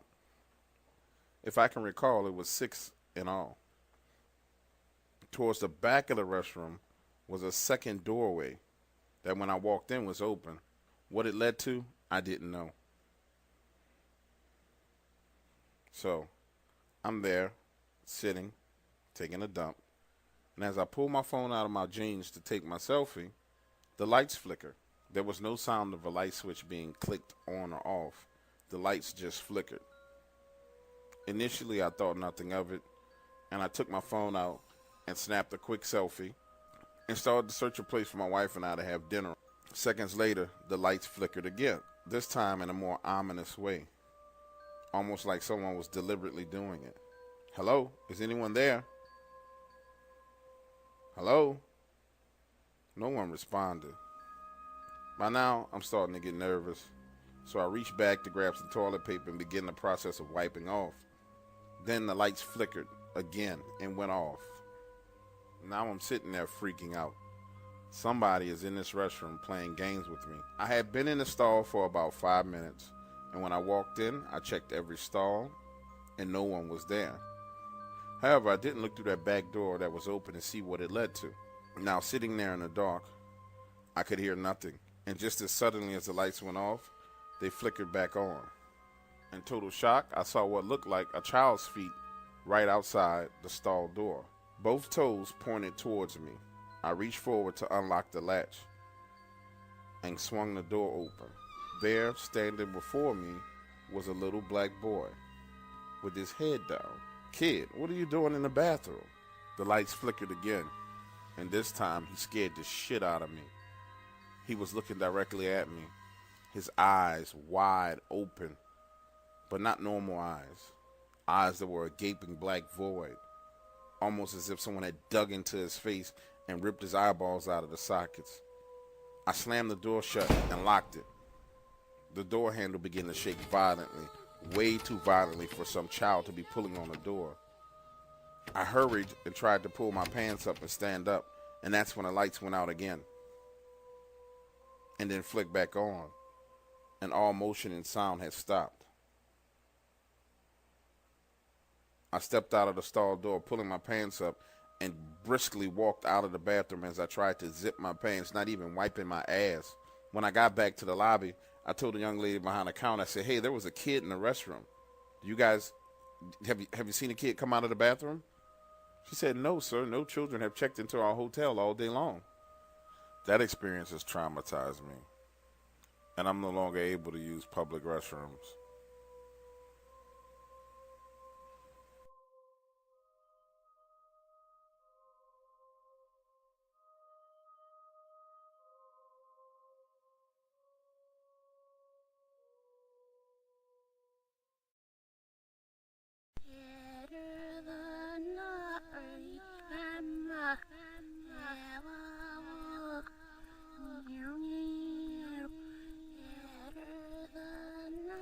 Last month, while visiting my family in Destin, Florida, I witnessed something that should not have been possible.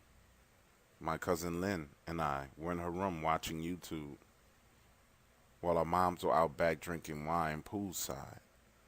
Lynn decided to download a Ouija board app on her iPad. Personally, I am not into that kind of stuff, so I just moved over to the other side of the room while she sat there asking this electronic Ouija board questions. I did my best to ignore her, putting my earbuds in and listening to some music. Her lips were moving as if to ask questions to the Ouija board, and her face showed a look of disappointment. Assuming her little experiment was not going well, I excused myself and went to the bathroom down the hall, then went downstairs to talk to my mom and aunt at the poolside.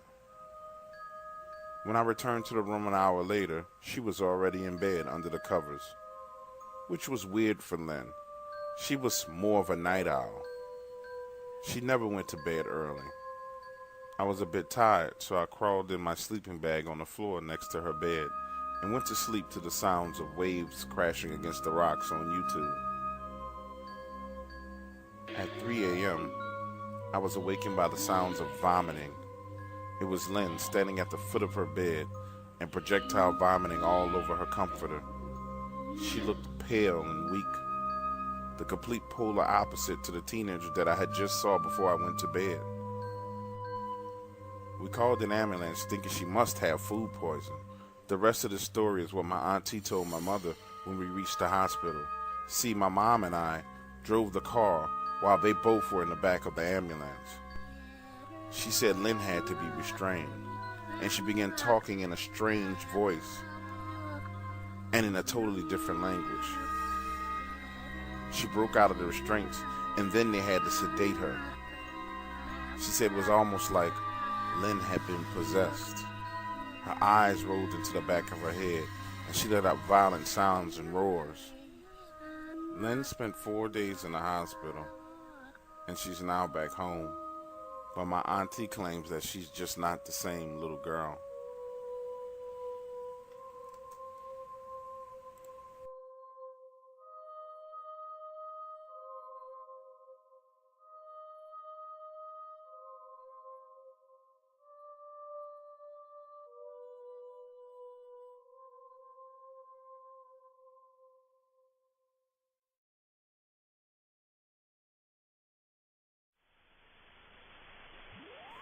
Let me in, let me in, let me in, don't be afraid of me. Let me in, let me in. Let me in, let me in, don't be afraid of me. Let me in.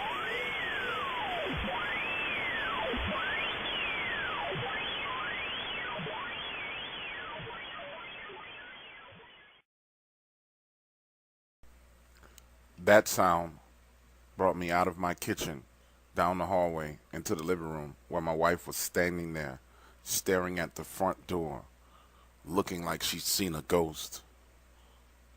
Baby, what the hell was that? You see, that sound was coming through the radio inside of our home. The sound of a little kid over static asking us to let him in. Prior to me going in the kitchen, my wife decided to go answer the front door. I thought nothing of it. It was just 6 p.m. It was light outside. There was nothing for us to be afraid of. But I was wrong. As I stood behind her, she was frozen, staring at the door handle. I said, "Babe, what's wrong? Who's outside? What is that noise? What's that sound?" She wouldn't speak. I reached to open the door, turning the handle. And as I opened the door, there standing before me were 2 little boys, no older than 12 years old, staring directly at me with eyes that were black voids. They seemed to have a mesmerizing effect on me. They said, "Let us in." I need to use the phone. Let me in. Let me in. Every part of my being wanted to resist them. Every ounce of my body told me not to let them in. But for some reason, I found my hand moving up to signal to let them into the house. My wife grabbed my hand and pulled it back to my side. "Let us in. Let us in now. We need to use your phone. Let us in now." My wife slammed the door shut and went and closed all the curtains and blinds. They were out there for a little while, saying, "Let us in. We need to use the phone. Let us in now. Please, let us in." I dialed 911 and told the New Orleans Police Department that there were 2 little kids trying to break into our home. When the cops arrived, they were gone.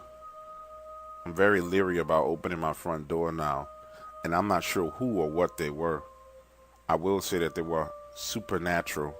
Do you know anything about these black-eyed children? So I was upstairs. It may have been, I'm not sure of the time, but I had definitely been asleep for several hours.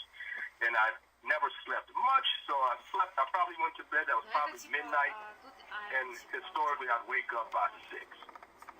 But I was disturbed in the middle of my sleep by some voices that sounded like they were in the house. It was 2 female voices. The first part of me was a little nervous because I'm like, well, who in the hell is in my house? I know nobody's here, or supposed to be here for that matter. Secondly, I said I leave my doors unlocked. Oftentimes I would leave the downstairs. There were 2 French doors leading to the pool room, wide open. And my house did not have a back neighbor because that row of houses on Egyptian Fields took up the whole block. So you didn't have a neighbor in the back. And oftentimes you'd park your car in the back and enter through the back. So I'm hearing these voices. Initially I got nervous. I'm thinking, okay, what is going on? And as manly as I like to think I am, I did not run and call myself to action, ready to take on whatever it was. Even though it were female voices, I still had that initial, holy shit, what am I going to do? Should I get the gun? Should I get the knife? Should I piss on them? I don't know. I'm just running a gamut of crazy thoughts. So eventually I sit there, I sit up in bed, and these people are having a fucking conversation. I was too uneasy to focus on what they were talking about, but it was loud and clear like they were in my home. The first thing that came to mind after I calmed down was, well, maybe the computer, a bug hit the computer screen. It's a touchscreen computer, so it would come on and a video from later on was playing. I just running, my brain's running. Why is this happening? As I'm building up my courage to go to the 3rd floor. You got to realize I got to go to a couple of floors, and these people could be anywhere. You go this way, you got a room over there. You go this way, you got a room over there. You go this way, you got stairs. So, this isn't one of those, I'm a skilled policeman where I'm turning corners and all that stuff with guns, because I have no idea where they could be. But I hear them loud and clear. So I build up enough courage. I go down to the 3rd floor. My office faced the Elysian Fields. So I went there first. And I looked down, and I saw these 2 white girls sitting on my lawn.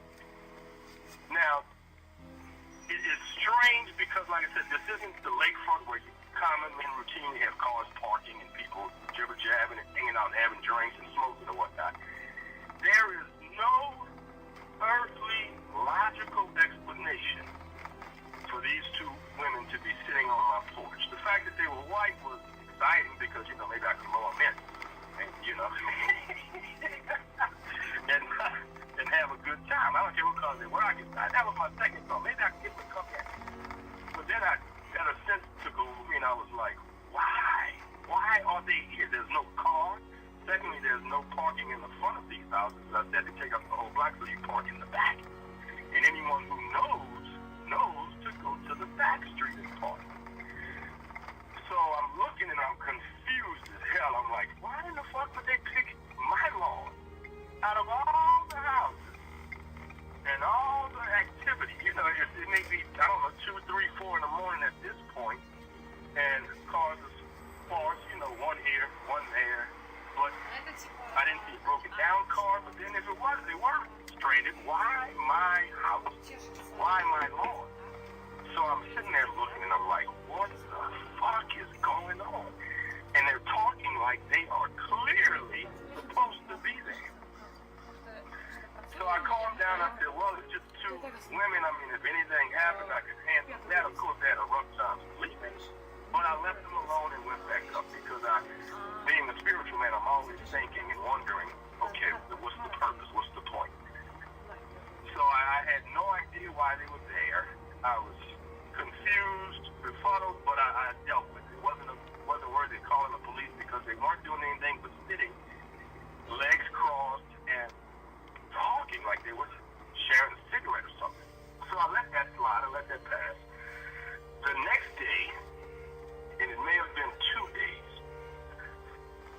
so I go downstairs again. I'm having the middle of my sleep, maybe 3 o'clock again. I wake up, but I don't hear anything. Something just says, wake up, go back to the office. So I wake up, go downstairs, take a right to the office. I get into the room, and I look outside. And there is this dog with red eyes sitting on the median. So this dog, this hellhound, so to speak, it was a large dog. I knew the dogs in the neighborhood, and mine had just died, consequently, so he was not there to alarm me or alert me to any strange activity. I'm looking outside, and I see this huge dog, not quite a Great Dane, and I'm a dog person, so I know the breed. This was not a normal breed of a dog. And he had these red, piercing eyes that I could clearly see in the dark, like it was almost light. And he was sitting in the median, facing my house, sitting like a well-trained German Shepherd or well-trained Dogman. That would be the 2 references I could give. But he just sat there like a trained dog, and he's dangling a piece of food in front of his face. Focused, not moving, a car light passed, he sat there, not even tracking the car. And that scared the living shit out of me, but it also put into focus the girls. And I said, oh my God, I believe those were 2 angels protecting my house. Now again, I said I couldn't hear, I could not understand what they were saying. I heard every word, but I had deduced that these 2 angels were sent to protect my home.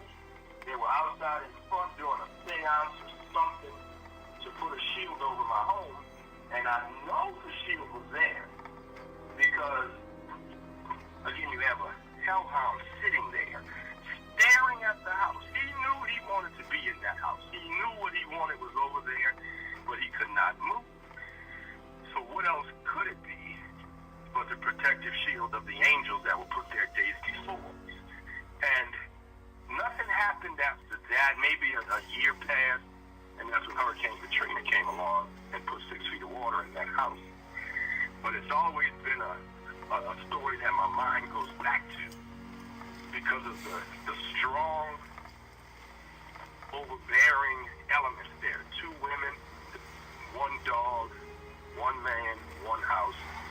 And I would love to get some insight, some clarity if anybody else has experienced this, hopefully in those exact orders, or just having any experience with a hellhound and what came out of it. What, you know, if they did not get the protective covering of the angels, and where it led them, you know, what it led to, which is why I'm sharing the story with you, Black Dark Wars.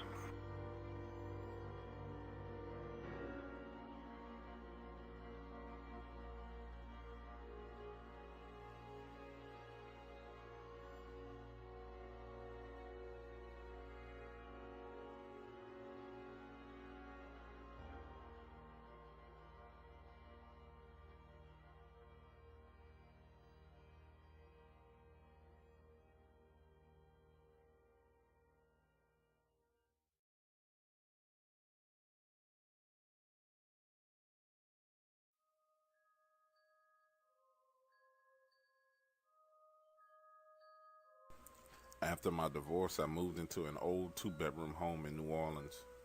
My sons would come over to visit me every 2 weeks, and they enjoyed their bunk beds. My oldest slept at the bottom, and the youngest slept in the top bunk. Daily, strange things would happen around the house.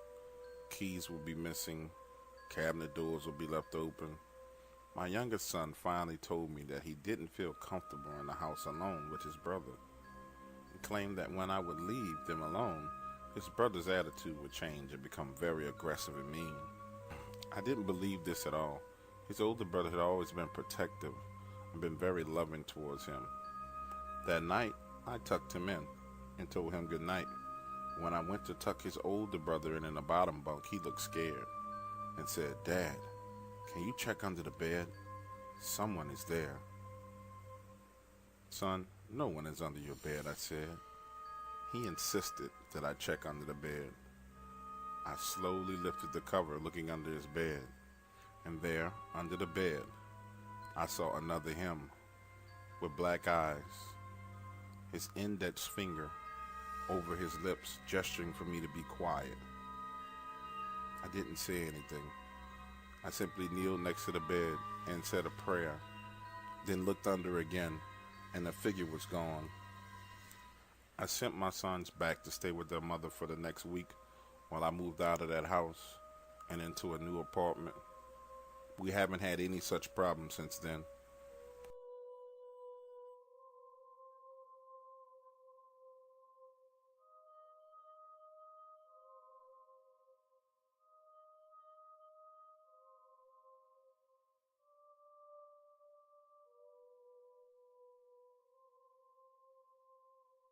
I wanted to keep our agreement and share with you in detail the issues and problems my wife and I have been experiencing over the past 5 years. 5 years ago, I was in a trucking business with a partner whose name I'll keep private for your safety.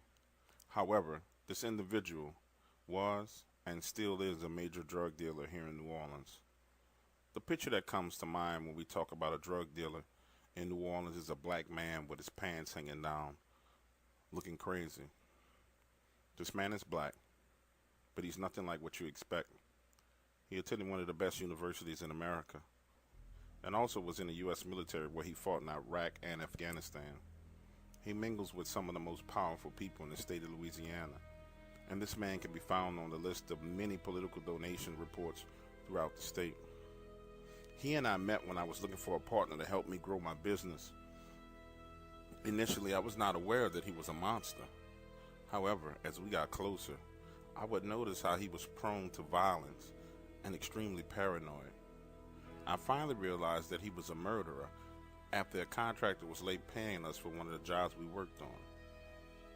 2 young black men came to my office who looked like they were straight out of prison, picked up a file with the personal information of the contractor, and 2 days later, he was found 100 miles away inside his car, dead. The car had been burned, and the body had bullet wounds to the head and chest. Naturally, I was not comfortable with this, and met with him to try and buy him out of the company. Well, that conversation ended with an argument in which he promised that he would drive me crazy and force me to commit suicide. A week after that conversation, I lost every city contract I had. When I went to City Hall to ask for a reason, I was stonewalled. Months later, I learned that he had donated to the campaign of a city councilman in exchange for him taking my contracts. Since then, I've been harassed by the police and street thugs. There are many stories I plan to share with you, but I wanted to give you some background information first. 2 weeks ago, my wife and I went to church, as we normally do on Sunday mornings. We parked our car in a lot next to the church, locked the doors, and went inside. It's a Southern Baptist church, so we're inside for almost 2.5 hours. When we came out, our car was moved from the parking lot and parked directly across the street from the front door of the church. This happens all the time now. I had the car computer reprogrammed to change the electronic code for the door locks, but still, they were able to get in. That same night, while we were sleeping, someone was locking and unlocking our car door in the driveway. This type of harassment has gone on for 5 years now. In another incident, my mother, who is 85 years old, was admitted to the hospital for surgery. I passed by her house to check up on things, and when I entered the home, I could smell the gas was on inside the house. I walked into the kitchen and discovered that all 4 of her stove eyes were on, and gas was all over the house. Had I walked in smoking a cigarette, which I normally did, the house would have blown up, killing me. Imagine this, driving down the street and being followed by an ambulance. No sirens on, but just being followed, while simultaneously your cell phone is constantly getting text messages, so many that your phone cannot operate correctly. My son, who was 25 years old, was ran off the road in his new Ford F-150 late one night while leaving the French quarters. He was driving when suddenly a car pulled up next to him. The person in the passenger side pulled the gun.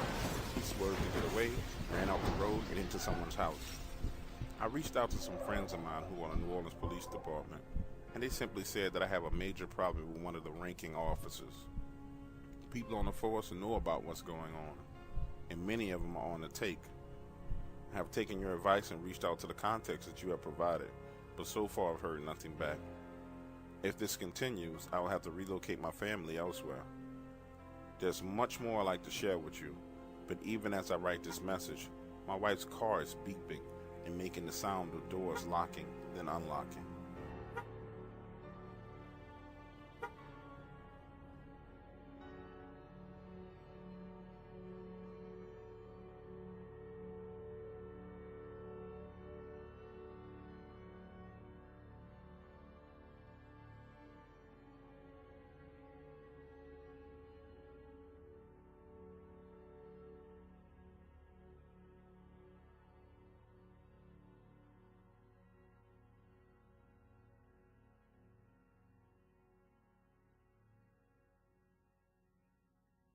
Before I share this story with you, I need to give you some background information.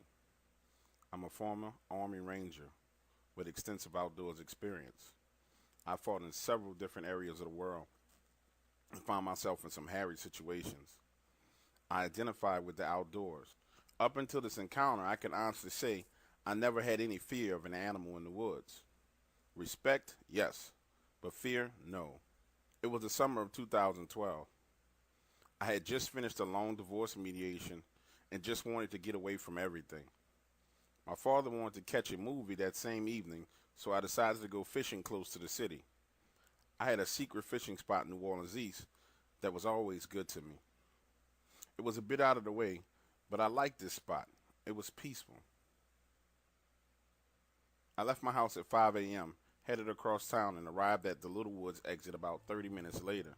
The area I was going to fish was on the outskirts of Bayou Sauvage Wildlife Refuge. It's an area of protected woodland and marsh that is on the outskirts of the city. To get to my fishing spot, I had to drive on top of the levee that protects the city from storm surge. After a 10-minute drive, I reached a barricade used to deter people from driving any further into the area. When I stepped out of my car, it was 5:45 a.m., and I grabbed my small cooler and placed my High Point 45 handgun into my tackle box along with my car keys. It was a bit foggy as I walked along the levee, and it reminded me of something out of a horror movie, but I thought nothing of it. The sun would be over the horizon soon and would burn the fog away quickly. My fishing spot was a solid 2-mile walk from where I parked. As the sun came out, I got excited. The last visit to this place, I caught a cooler full of fish. Now, a description of this area is needed in order for my story to make sense. The levee is elevated almost 11 feet above the surrounding ground level. When standing on the levee, to the left, at the base of the levee is a train track. Beyond that track is Lake Pontchartrain. To the right of the levee is Bayou Sauvage, a lightly forested wetland area. I finally reached the spot and descended down the levee towards the lake. I sat on my cooler and started to get my line in the water. My fishing line was in the water for about 35 minutes when I got my first bite. As I stood on the rocks with my rod high in the air, I noticed the train was coming down the tracks. I hated being caught trapped between the water and the train, so I quickly reeled the fish in and got him in the cooler. The train was still a ways off when I decided to climb up the levee. As I walked up the levee, I lit my cigar and took a puff. When I reached the top of the levee, I instantly felt an eerie feeling. I scanned the area, but didn't see anything. As I turned to see how far away the train was, I noticed movement at my 2 o'clock. Something was in the water, the bayou. I looked closer, and it was a head sticking out of the water. My initial thought was, what is a black bear doing in the bayou? Then I started noticing things. The head was huge, pointed ears like 2 black triangles on his head, and the snout was long and wide. I watched, thinking, man, this is a big bear, until I saw a shoulder come out of the water, and then came a long arm with claws. I verbally said, holy shit. My body was frozen, and my mind was telling me, bear. It looked at me. Its eyes reflected a yellowish color from the shade of the trees. At that point, my mind and body agreed it was time to get the hell out of here. I watched as it changed directions coming towards me through the water. Its head and shoulders began to elevate out of the water, and I heard a growl.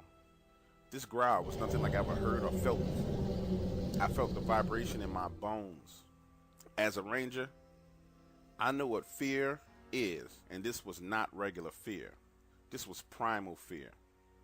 I turned and ran down the levee towards the train tracks, jumping across the train tracks, totally unconcerned about the fact that the train was bearing down on me. I needed to put something between me and this thing. I went straight to my tackle box and grabbed my weapon, put my back to the lake, and looked up the levee. As I chambered around, the train horn began to blare loudly. The conductor was looking in my direction, his eyes as big as his head. As he passed me, he pointed to the left, which was the other side of the levee. Instinctively, I began to run alongside the train. I felt my adrenaline kick in as I ran at a steady pace along the side of the train. The horn blew again, this time for 10 to 15 seconds. What was he telling me? I decided that trying to jump this cargo train was too dangerous in this situation. If I fell, I would be injured with this thing on my ass. I ran for what seemed like 12 to 15 minutes, full speed, and I felt as if I would make it out of this situation. Then I patted my pants leg looking for my keys. Fuck! I left the keys in the tackle box. I truly had no way of knowing how far I had ran, as the train obscured my view of the top of the levee. I could not see my car, nor could I see anything else. I looked back, and there were only 30 cars left before the train passed me, and I was alone. Although there was no other person there, the train made me feel safe. Only 20 cars left. I need to stop and catch my breath. 10 cars. I'm thinking about my dad and how we were supposed to go to the movies. I should have been nicer to him yesterday. 1 car left. I leveled my weapon and started up the levee. As I got to the top, nothing. But I still had that eerie feeling. I glanced to my right, and my car was about 50 yards away. So I ran full speed to my car. As I approached the side of my car, I slid to the ground trying to stop. I can't explain the feeling, but my body knew I was in danger. When I made it to my feet and looked back, there it was, standing at the edge of the tree line, nose in the air, sniffing. This thing was huge, so huge that I could see it clearly from 200 yards away. I could see the left profile of it. Its arms were long, with what looked like hands or claws. The chest was huge and tapered down to a small waist. It looked fast and strong. It sniffed in my direction and rolled its lips back, showing its teeth. At this point, I used my weapon to break my driver's door window and hopped in the car, pulling my spare key out of the glove box. When I looked up, it was on all 4 legs or arms and moving towards me. I cranked the car and threw it in reverse. I had to focus and drive backwards down the elevated roadway and turned hard, spinning my car, and drove out. As I drove out, I could see it standing there at the base of the levee watching me. I then drove to the nearest gas station and had a meltdown. I was so full of emotion that I cried and laughed at the same time. I realized I just saw a monster. Until this day, I have never shared this with anyone. There are houses within 5 miles of that location. I wonder if the people know what lives in their backyards.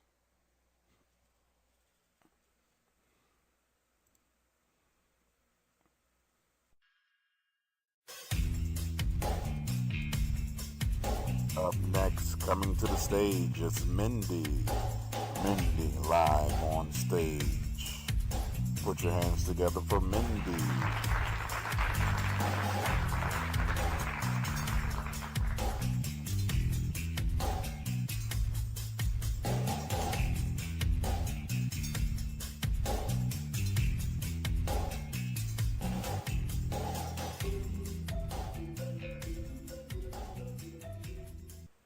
This story is how I was stalked and almost killed when I was 19 years old, working at a high-end strip club in West Virginia.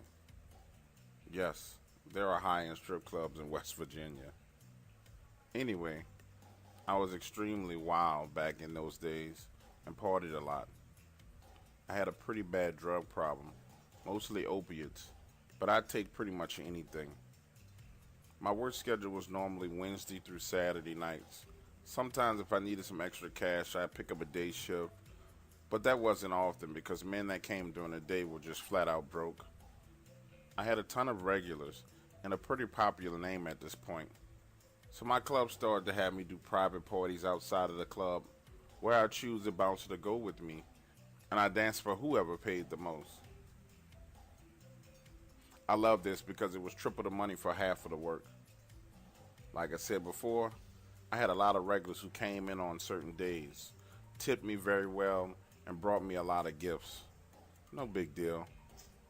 There were actually a few I liked a lot, but some of them were a little creepy and would try to take things too far. I was a dancer and not a hooker, and I sure as hell wasn't looking for a husband in there. Anyway, as creepy as some of these guys were, none of them came close to a man I'm about to tell you about. He was an absolute psycho. We're going to call him Steve. Steve was a middle-aged married man who was very handsome. He owned a few coal mines in the area, which is a huge deal for here. He had sold them before the coal business fell off and made a lot of money, enough to live a few lifetimes on. Steve started out by coming in on weekends to see me. He would pay for a few private dances, hand me an extra $100, and then leave. He never talked to other girls, never drank, or visited the drug dealers in the back of the club. He would just get his dances and leave. He eventually started coming in more often, sitting in the back and just watching me the entire time. He started wanting to talk during his dances and would pay me very well just to tell him about myself and listen to him. So I did it. It was easy money. Nice to get off my feet for a little while. After a few weeks of this, he was coming in every night and stayed from the moment I got there till I was done for the night.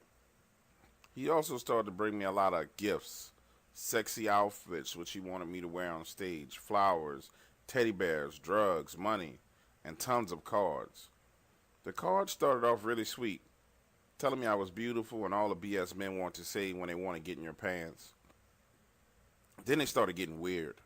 He started telling me how he thought about me 24 hours a day and how I was the only one who understood him. He actually said if I would marry him that he would cut his kids out of his will and leave his entire estate to me. Yeah, I know, creepy as fuck. One day I got a call from my boss.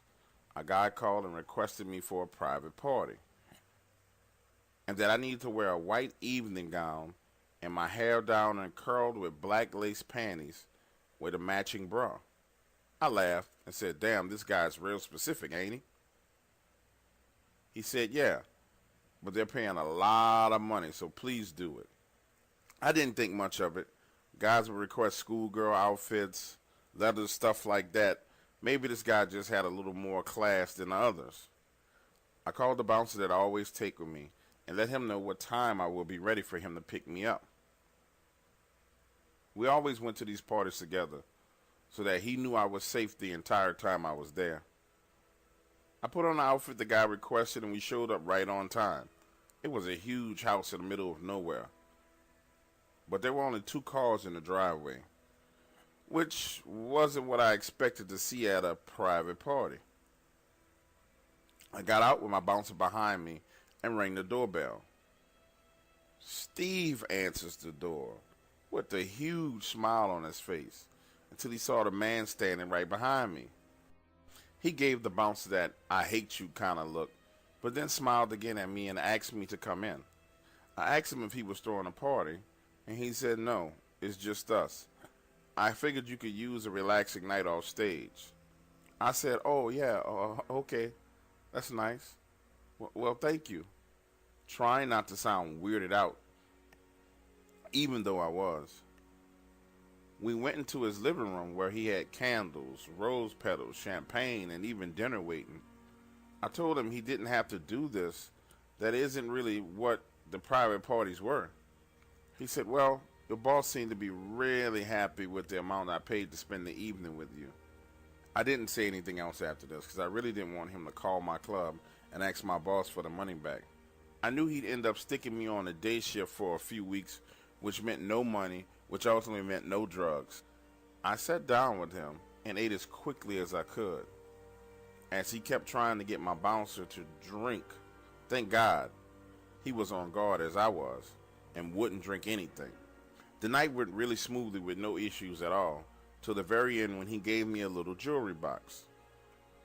I opened it, and inside there was the biggest diamond I had ever seen. It was absolutely huge. I looked up at him, and he was down on one knee. He was asking me to marry him. And a man walked out of another room. Steve looked up at me and said, it's why I wanted you to wear a white dress here so I could marry you tonight. This guy here is a priest, and he could marry us right now.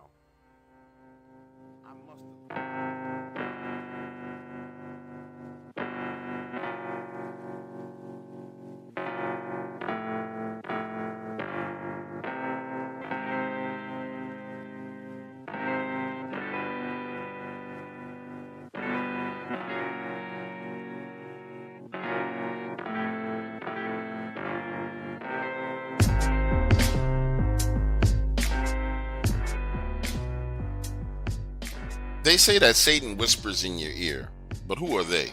Hell, I don't know. I heard that when I was a child. I can tell you one thing for sure. It was not Satan whispering in my ear that day I saw what looked like a walking wolf. You see, that entire day was weird.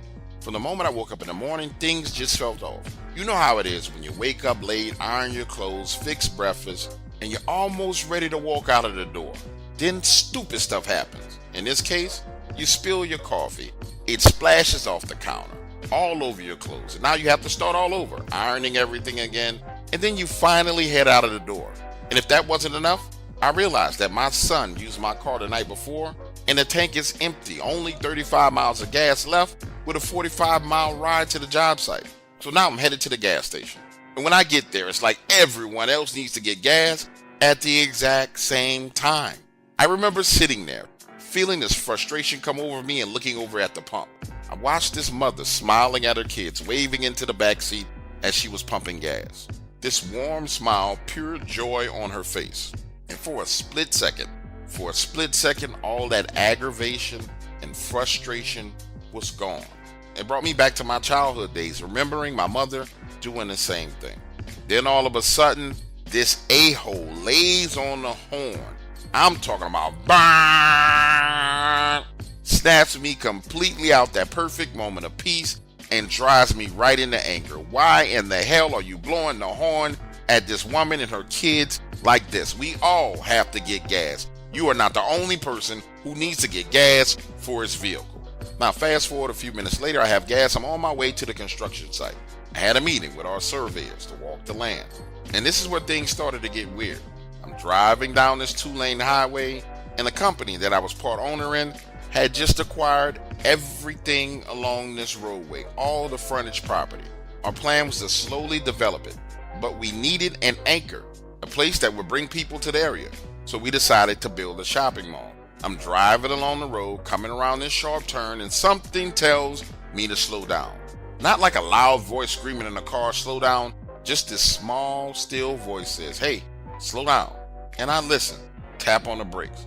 Well, I come around that turn, and there is a pickup truck turned over on its side in the middle of the road. You can see the driver squirming around in the front seat. Now I stop, get out, and this guy is screaming for dear life. Get me out of here! Get me out of here! Help! Help! He's kicking the windshield, going crazy. Now I'm panicking, trying to figure out what I can do to help him. So I race back to my car, get my emergency glass breaker, and that's when I hear him shooting. Imagine a scene. I have my whole upper body inside of the driver's side of the car, reaching over to the glove compartment to get the glass breaker, and I hear these gunshots, thinking to myself, what in the hell did I just happen upon? Now he climbs through the front window, stands up, and I know this is going to sound crazy, but this guy is massive, 6'8", 6'9", 320 pounds, and I'm not talking about a fat 320 pounds. We talking about WWF wrestling 320 pounds. And he's looking at me, then looking around at the woods, looking at me again, then looking around at the woods. And it was right there in that moment that I hear that voice again saying, he's fine, leave him. And as I'm hearing that voice, he's saying, mister, we gotta go. We gotta get out of here. Now I offer to call him an ambulance. And as I'm talking to him, he reaches into his pocket, takes out his phone, and again he says, listen, I have got to get out of here. With this panicked, paranoid look on his face. Now my mind is racing. Maybe this guy's got drugs in the car. Maybe he just killed somebody. I don't know what the hell he has going on, but I don't want nothing to do with it. That's when he starts to walk around to the passenger side of my car, trying to pull on a door handle, insisting aggressively that I give him a ride away from the scene of this accident. First of all, I'm looking at Hulk Hogan thinking to myself, dude, there's no way you're about to fit in my car. Second of all, you're hurt, you're in shock, and you need help. We're not going anywhere. So I tell him, listen, you're in shock, you're panicking, you just had an accident, I need you to calm down, we're going to get the ambulance here and get the police here. Now he is off on the side of the road, pacing back and forth, saying, you're not understanding what I'm saying, it's dangerous here, we need to go right now. And again, that small voice speaks to me saying, leave him now. This time, that voice comes along with this feeling, a heaviness so thick that even in broad daylight, it made my skin crawl. I looked down for a quick second, and you know how it is when you want to say something to a person, but you're thinking what to say, you look away from him for a second to gather your thoughts. But in the process of looking away from that person, you know without a doubt that you're about to tell a lie, so you really can't look at him as you're about to talk to him. That's what was going on. And when I looked back up, my intention was to ask him his name and try to calm him down and tell him, listen, sir, help is going to be on the way. I'm late for a meeting. As all this is going through my mind, my eyes lock onto this massive frame of a man. When I look, there's something else, something standing behind him. I mean, a giant black wolf is there, standing out in the open. And this thing made him look small. It made him look puny. And looking back on it all now, I think it was the look on my face that let him know that something was going on. Because he sees the panic in my eyes, and without hesitation, he turns and tries to shoot. Now stop right here and let me ask you a question. Do you remember those cartoons when we were a kid, where a person would get snatched from behind, and the middle of their body would go first, and their legs and their arms flung forward as their middle torso was pulled away? Well, that's what happened to this guy. Except for he was turned slightly sideways. At the moment, he was snatched by this thing. You could hear bones cracking as his head whipped in my direction. And he looked like one of those crash dummies, the way his head and shoulders swung under the force of this thing grabbing him. I remember his screams, the sounds of the tree limbs and twigs breaking, and the sight of his body being dragged off into the brush. And that voice again saying, leave right now.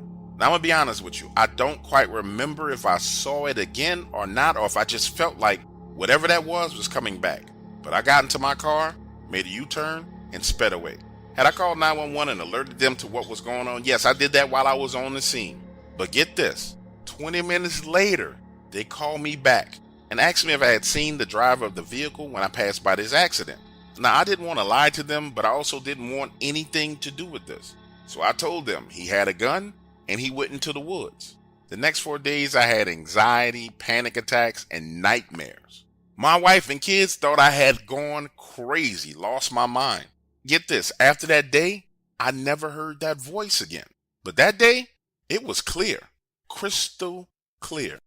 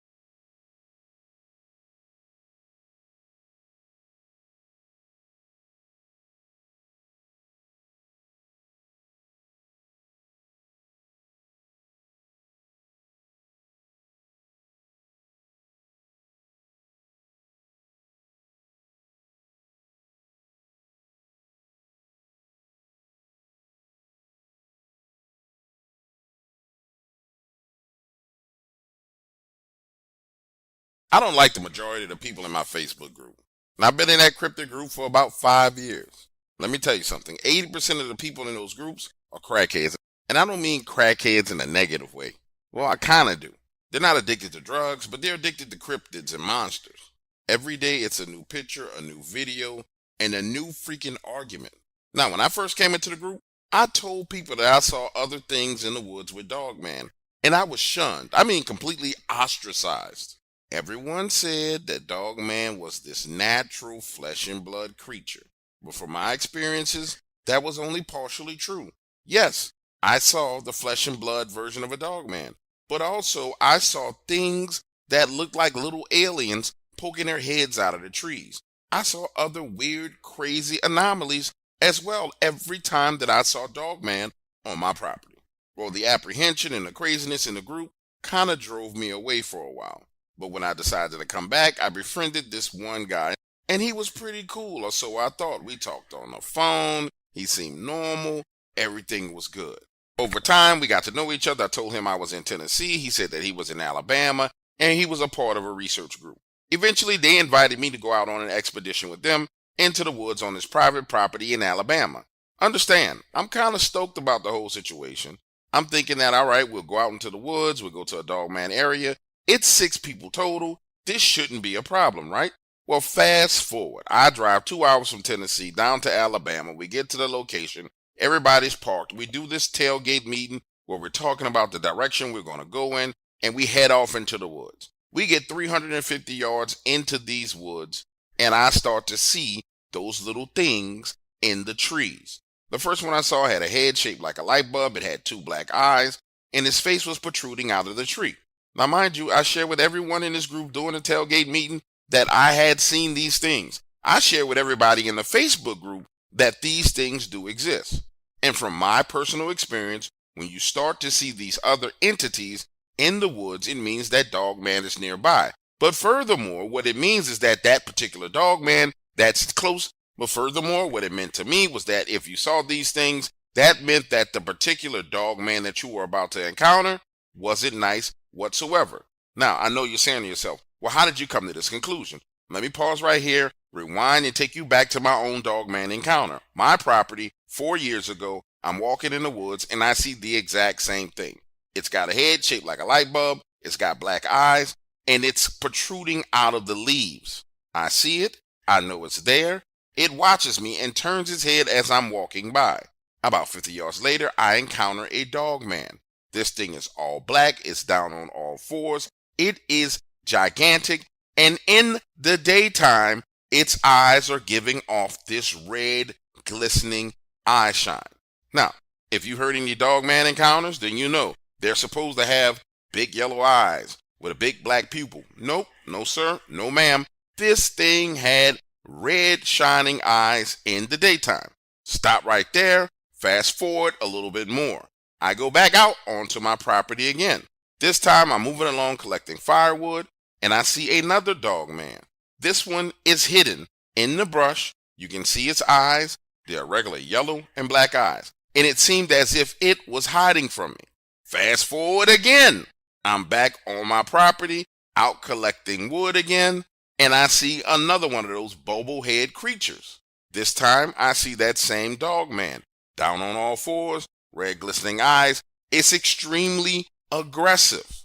So much so that I dropped all the wood that I collected and ran back to the house. That night I start to hear it circling around outside of my house, growling, making all kinds of noises. So when I sit here and I tell you that there is some significance to seeing these things in the trees and then seeing a Dogman, I know without a doubt there is a connection. All right, now back to the story. So we're all 350 yards into the woods. I'm looking around and I see one of those bulb head things. And I'm saying, listen guys, we need to turn around and go back because we're about to have an encounter with something that's not good. They shoo it off like, okay, whatever, shut up. You don't know what you're talking about. We go another 50 yards into the woods, and now I see 4 of these things. One is in a tree, one is in another tree. There's 2 more inside the leaves. And the one that really caught my attention was bigger than anything I've ever seen. It is part of his face is blended into the tree. The other part of his face is blended into the tree bark, and it's looking directly at me like you know better than to be here right now. And that's when I make an executive decision. I say, listen, guys, I'm not going any further. Can't do it. I don't feel safe. I'm not going any further. So I turn around and start heading back to my vehicle. Now get this. I get back to the car. I'm waiting around. 5 minutes pass, 10 minutes pass, 15 minutes pass, 20 minutes pass, 35 minutes pass, and I got to take a leak. So I crank the car up, head up the road to the gas station. So I crank the car up, head down this little service road up to the gas station, go take a leak, grab a bag of chips, grab a soda, and I'm on my way back to where they were. Now I'm driving down that little service road, and one of these guys comes running out of the bushes. Now forgive me, I'm not going to say this guy's name because he's still in a Facebook group. Now if he or anybody else in this group wants to disclose their name, that is fine with me, but I'm not doing that to you guys. Nonetheless, he comes barreling out of the woods onto the road. Understand, now he's running along the little service road that runs parallel to the highway. And when I tell you it was kind of funny, imagine the scene. I'm driving the vehicle along. I'm steering with my knees. I got my bag of chips in my left hand. I got my soda in my right hand. And I look over and he is running like a little girl, arms flailing in the air. He's breathing all hard. He's got scratches all over his face. He's breathing all hard. He's got scratches all over his face where blood is pouring down. And he looks over at me. I put my chips down and roll down the window and say, hey, buddy, are you okay? What's going on? And he just keeps running. Hey, do you need a ride? Are you okay?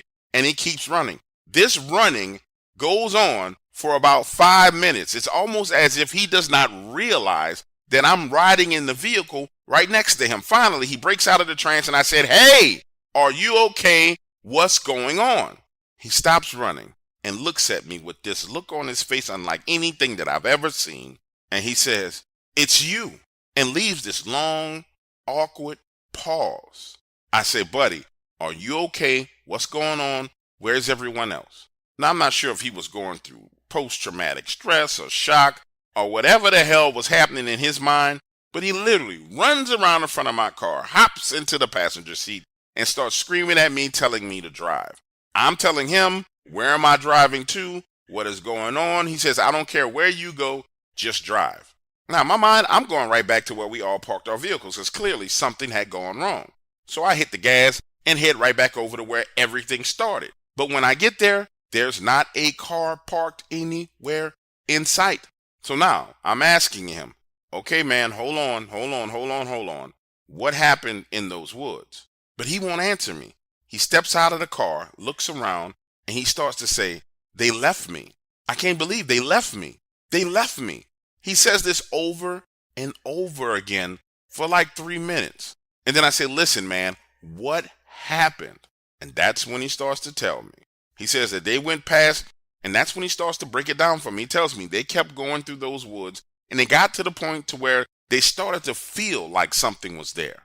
They couldn't see it, they couldn't hear anything, but it was just this intense feeling of fear, like something was watching them. And then, according to him, a dog man came down the tree, not jumped down the tree, not slid down the tree like a fireman coming down a fire pole. It literally climbed down the tree like those demons and ghosts do on the horror movies where they climb down the wall head first. He says this thing came down a gigantic tree and started to growl at them, jumped off the tree, lunging at one of them, and they all scattered and took off running. Now pause right here and let me say this. I was not there. I did not experience this. I did not see this myself. I can't 120,000% vouch for what this man was saying. But what I can vouch for is the emotions and the look. But what I can vouch for is what I saw in his face and in his eyes. This man experienced something that he was not prepared for. And then my sense of smell kicked in, and I realized not only had he urinated on himself, but he had defecated on himself. And then I got a whiff of this smell, and I realized in between the time he got out of my car and he started standing there, not only did he urinate on himself, but he defecated on himself. Now here's the craziest part about the situation. It took a solid 20 minutes for him to calm down. And that's when he came to the realization that not only the person from the Facebook group that he came here with had left him, but he had an hour ride all the way back to his house. And the two of us had a serious problem on our hands, because I wasn't about to have him sitting in my car smelling like pee and poo. So I told him, listen, you got two options. You can get on your phone, you can call your friend that you rode down here with and see if you can get him to come back, or you can give me some cash. I'll leave right here. I'll run to the store. Or you can give me some cash. I'll leave you right here. Run to the store, get you a change of clothes. I'll be absolutely happy to drive you back where you came from. Now get this. Now he's on the phone dialing the guy Glenn that he rode down here with, right? And he won't answer. He's sending him to voicemail. He gives me the guy's phone number and I call him and he starts to send me to voicemail. And you know when somebody's sending you to voicemail. The phone rings once or twice and then it goes straight to voicemail. It was clear that this man was sending us both to voicemail. Now he starts to call other people in the group. One other person sends him the voicemail and everyone else's phone just keeps ringing. That's when he really started to panic. So much so that the man just started to walk off, telling me that he was going to walk home. And I'm not going to lie to you, at that point in time, I really felt guilty about the situation. There was no way I was going to let this man walk home, smelling like pee and poo, after having an encounter with something like that in the woods. So I made another executive decision. I went to the trunk of my car, got an old t-shirt, laid it on the back seat, told him he could sit there and I would drive to the nearest Walmart, go in and get him some clothes he could change, and then I would take him home. Now get this, it was an hour ride to his house. And this man said absolutely nothing. For an entire hour, he didn't say a word. He just sat there, staring out into oblivion, with tears rolling down his eyes. Now, with that being said, this is what brought me to the full conclusion that people in these groups are crackheads for cryptids. Do you know that 45 days later, that same man, the same one who peed and pooped on himself and was left in the woods by his quote-unquote friends, called me back and said that they all were going on another expedition and wanted me to come. Now, listen, I don't know about you, but I've never been slow. I've never been a slow reader, a slow writer. Nothing about me has ever been slow in any way, shape, form, or fashion. There was no way in hell that I was going anywhere near the woods with those people. You know, there's something about hearing children laugh and play. To me, it's one of the most beautiful sounds on the planet. But you know what's the exact polar opposite of that? The sound of a terrified child. These events happened when I was working as a lifeguard at one of the local swimming pools. You see, in my county, there's 2 publicly owned swimming pools. The one that I worked at was the largest and had the most traffic. And during the daytime, you could have 50 to 60 kids all in the pool at the same time, thrashing around, fighting, trying to drown each other. At times, it gets completely and utterly ridiculous the number of times that I have to blow my whistle and tell them to stop horseplaying before someone dies. Nonetheless, kids will be kids. I'll never forget the day that this happened. And let me paint a clear picture of the layout of this pool for you. This particular pool is on the outskirts of the city, and it's a part of a larger playground development. There's baseball fields, football fields, soccer fields, but the pool itself is nestled right along this wood line. Now, it's enclosed and surrounded by an 8-foot-tall metal fence, and that happened 2 years ago because some wild hogs came charging out of the woods and literally jumped into the swimming pool. Nonetheless, this particular evening when this happened, the pool was in the process of closing down, and one of the other lifeguards, Emily, had brought her little sister to the pool that day. Emily's little sister, Claire, had been hanging out with us, and she stuck around as we started to close things down. As we're going through the process of closing down the pool, checking the restrooms, picking up trash, rearranging the chairs, doing all the little things that we got paid to do by the city, Claire is playing right along that fence line close to the woods. Now, I had my back turned to her on the opposite side of the pool, stacking chairs, when I hear this scream, this blood-curdling scream. And if you ever heard a child scream in fear, you know it's nothing like it. Looking over my shoulder in that direction, Claire is in the process of jumping the entire space from that fence into the pool. How that was possible, I do not know, but all I see is this little girl flying through the air. As the motion of her body is going through the air, my eyes hone in on something on the other side of the fence in the wood lines. And at first, I could not believe what I was seeing, because I'm telling you, this looked like a giant wolf head about 9 feet up in the air, but it's blending in to the trees. A few seconds later, her body splashes down into the water, and I hear this growl. I'm talking about a loud, deep, guttural growl that felt like the vibrations hit me in my stomach, went through my intestines, hit my liver, and came out the other side. A growl so loud that Emily herself came running out of the women's bathroom, looking around. So now, imagine a scene. My body is now fully turned in that direction. Claire is swimming full speed across the pool, coming in my direction. Emily is on the far end of the pool by the bathrooms, looking around, trying to figure out what is going on. And now the treetop begins to shake like this thing is climbing up the tree. Now let me stop right here for a moment in the story and preference some things that I probably should have said before I started telling you this. Now let me stop right here and preference a few things, and I probably should have told you this at the beginning of the story. I did not know that Dogman existed, knew nothing about it, had no prior knowledge of it, no prior understanding of it, nothing whatsoever. At that point in time in my life, all I know is what my eyes showed me. A giant freaking wolf head there in the trees, and then I saw the top of the tree shaking back and forth like something was climbing up the tree.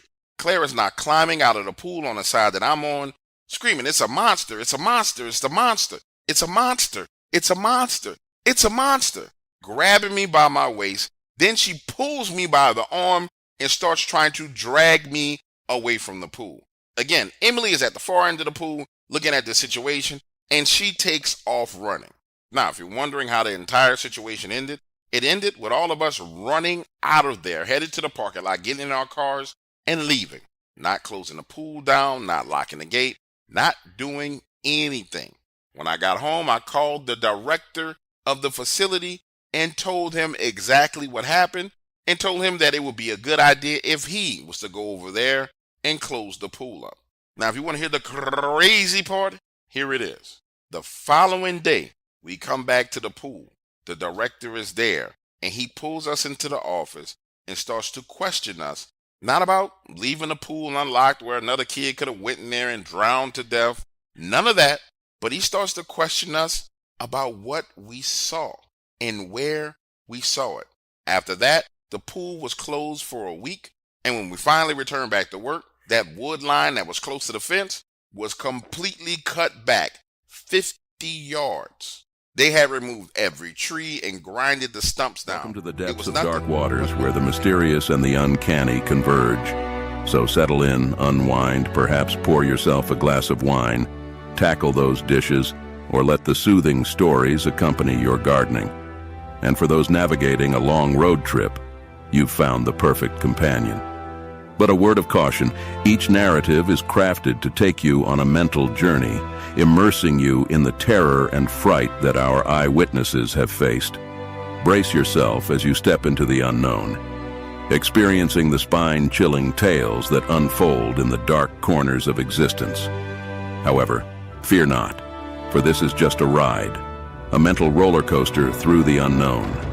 When the journey concludes, you'll safely disembark and resume your normal life. So fasten your seatbelt or perhaps grab another sip of that wine as we dive into the enigmatic depths of dark waters. Enjoy the thrill, and remember, it's only a story. Or is it?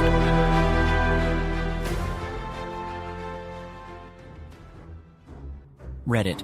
What is the creepiest true story someone has ever told you? When I was about 11, some friends and I were having a slumber party, and we all snuck out of the house in the middle of the night and went to a park about half a block away. We had been there at least an hour or so when I thought I saw a large shadowy figure about 100 feet away, lurking in the shadows under some trees.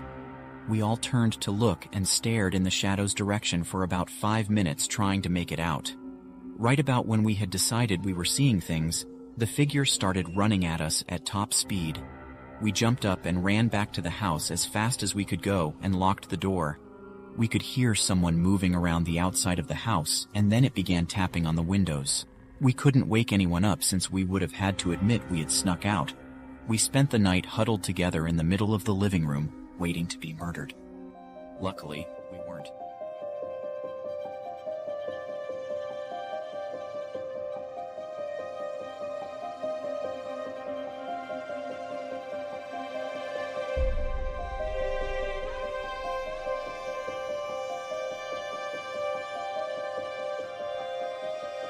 As a kid, one of my favorite things to do was to take a road trip.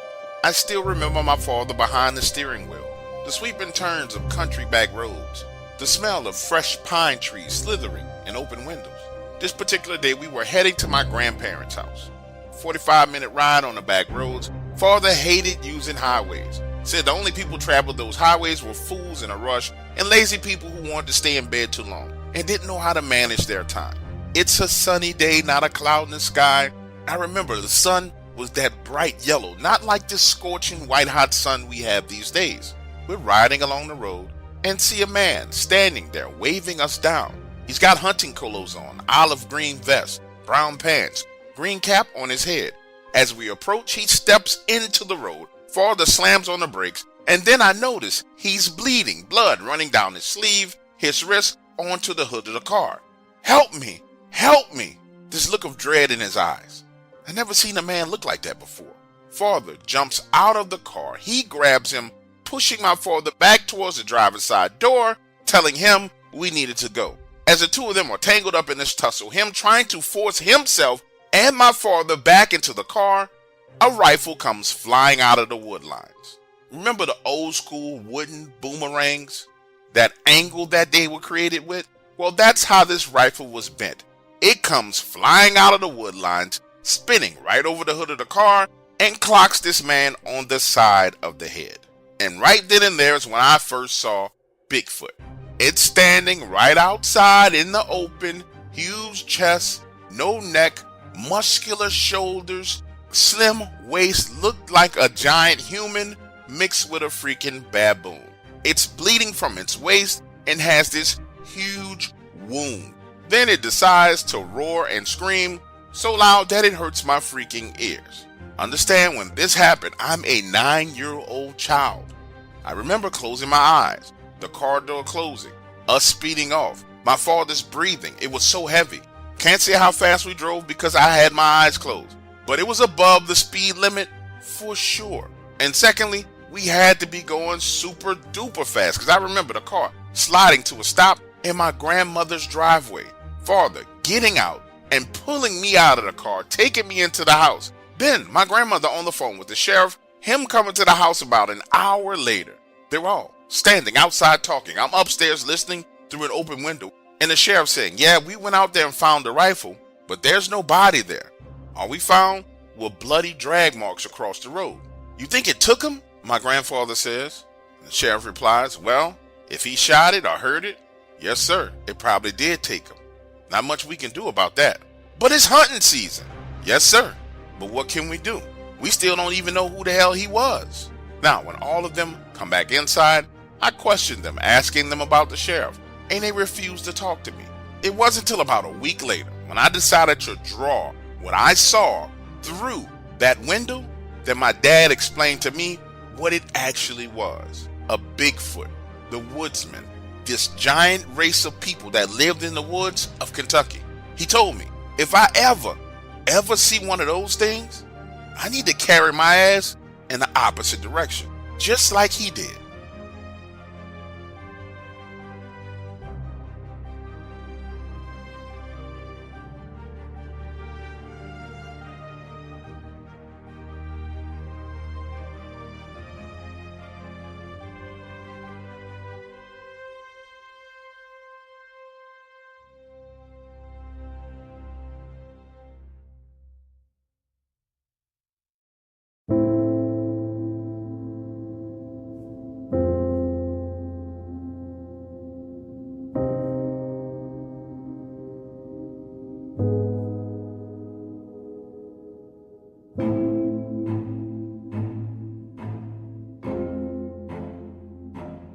Man, listen to me when I tell you I didn't believe that Dogman existed. In fact, there is nothing that you could have ever told me prior to seeing this that would have made me believe that werewolves were real. Why? Because I came up in a Southern Baptist household. Now, in my mind, demons existed, but werewolves? That was something out of Hollywood movies. That was until I was forced to stop in the middle of the night for gas in Silas, Alabama. The reason why I was on the road is because my long-distance relationship with my girlfriend in Montgomery had taken a turn for the worse. So I decided to hop on the road and surprise her so she and I could have a conversation, as opposed to us just breaking up over the phone. Understand, it's 12 midnight. I pull up to the gas station. The inside is closed.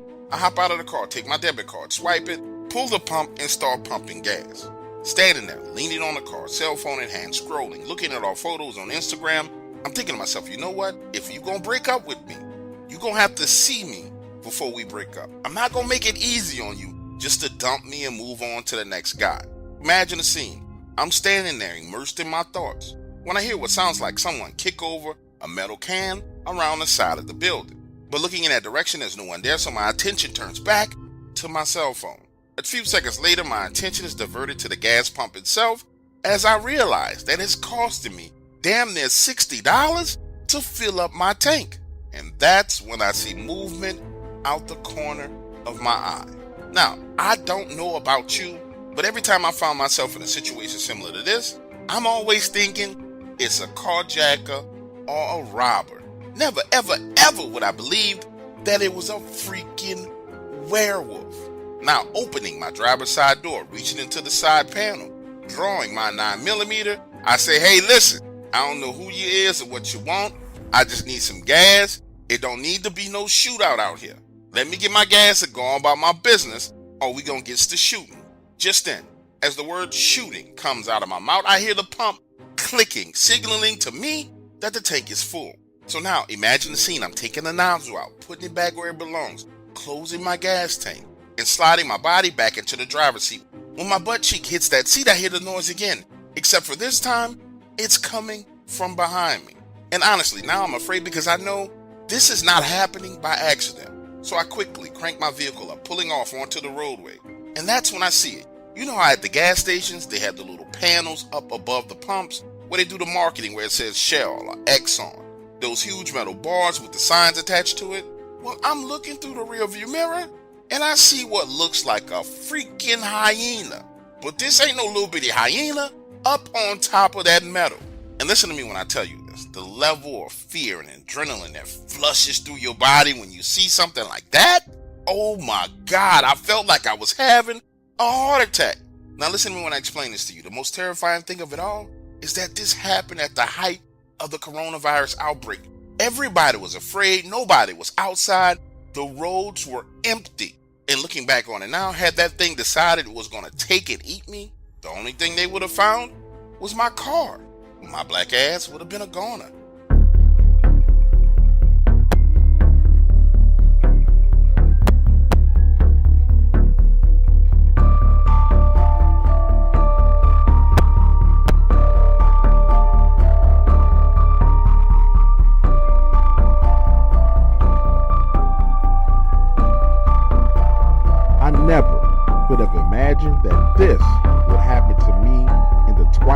years of my life. My wife dies. My sons abandon me. My money is almost gone and my health is failing.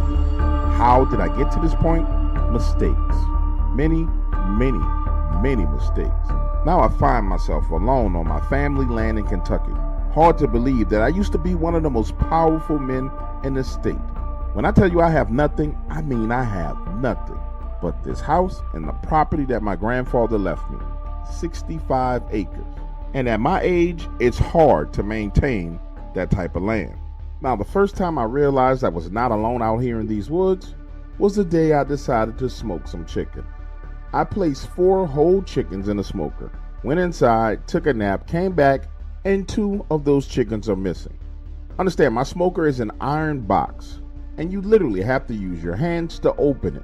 Understand, as I'm standing there confused, all kind of thoughts run through my mind.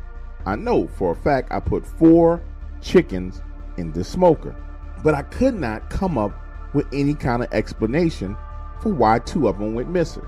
A week later, I'm sitting on the porch, drinking coffee, and reading my newspaper when this feeling overwhelms me. The feeling that someone is in the wood lines watching me. You know that feeling. You know when you're being watched. But looking around, I don't see anybody, so I let it go. That same night, at 3:45 in the morning, I hear someone walking around outside. Then I can hear the doorknob on the back door twisting and turning. Now, when I get up, get my shotgun, and venture to the back side of the house, I don't see anything. But then, things continue to get weird. A few days later, I have to go get a new battery for my truck. You know how you can tell when your truck is about to go dead, it's struggling to start? Now, coming back home, pulling into the driveway, I catch a glimpse of what I thought was a gray tail. And what I mean by tail, it looked like a dog had just turned the corner on the back side of my house. And I'm thinking to myself, damn, somebody's dog done got loose and is running around on my property.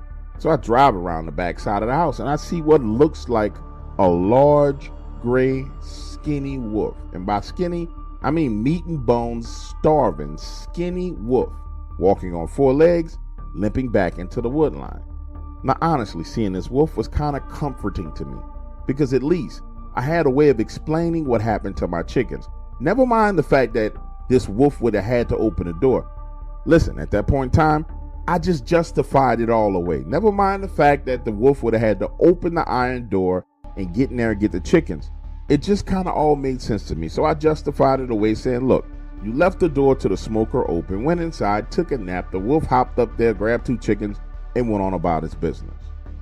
So now, I'm aware that there's a wolf on my property. The following weekend, I fire up the smoker and get to cooking again. Except for this time, I take half of a raw chicken, toss it into the wood lines for what I thought was just an old wolf. I need you to understand my thought process here. I'm alone. This wolf looked old and sick. And I figured, look, we old guys need to stick together. A few hours later, I walk over, check that spot, and the chicken's gone. So over the next few weeks as I cook, I toss some food in the exact same spot. Every time I go over and check, it's gone. Now listen to this. One evening, I'm on the back side of my house, and I see someone walking on my property. I holler, trying to get his attention. The man looks over his shoulders and keeps walking. Now, if I was a younger man, I would have chased him down because he had no right to be on my property, but I'm 72 years old. The only thing I'm running to right now is the bathroom. Listen, that very same night, about 11:30, 11:40 p.m., I hear what sounds like someone kicking my back door. Again, I'm alone out here. By the time I get to my shotgun, the door frame is cracked. Door is wide open, and I can see this man wearing all black, mask on, 6'3", about 200 pounds, coming into my house fast, raising a shotgun, pull the trigger, and the damn gun is not loaded. Why? Because I cleaned it the other day and forgot to load the freaking gun. Him seeing me with the shotgun forces him to hesitate. But as soon as he realizes it's not loaded, he begins to walk in my direction. And I'm thinking to myself, this son of a bitch didn't break in my house in the middle of the night wearing all black and a mask to play a game of cards. I am fucked. There is no way I can fight this man. But you know what? I'm going to try it. If he gets close enough to me, I'm just going to kick him in the nuts. But things didn't go the way I planned. Within seconds, this man done knocked me down to the ground. He's climbing on top of me, and has a hammer in his hand. But before he can raise his arm, we hear a growl. Now listen to me, when I tell you that this growl was loud, Jesus God, this was loud. Do you remember being a kid playing 1, 2, 3 red light? And as you played that game, everybody just froze in whatever pose you were in? Well, that's what happened. Me, frozen, my arms covering my face. Him, frozen, reaching his arm back. I peep around my hand. Nervously, these words come stumbling out of my mouth. That's my dog. If you don't get the fuck out of here, he's gonna eat you alive.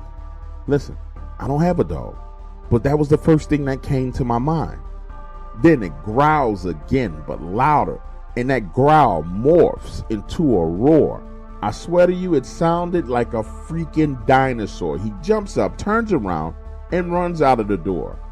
Now, pause for a moment right here and allow me to take my time and paint this picture clear for you, because that's when it happened. Have you ever seen the Discovery Channel when one of those great white sharks does a surprise attack on a seal?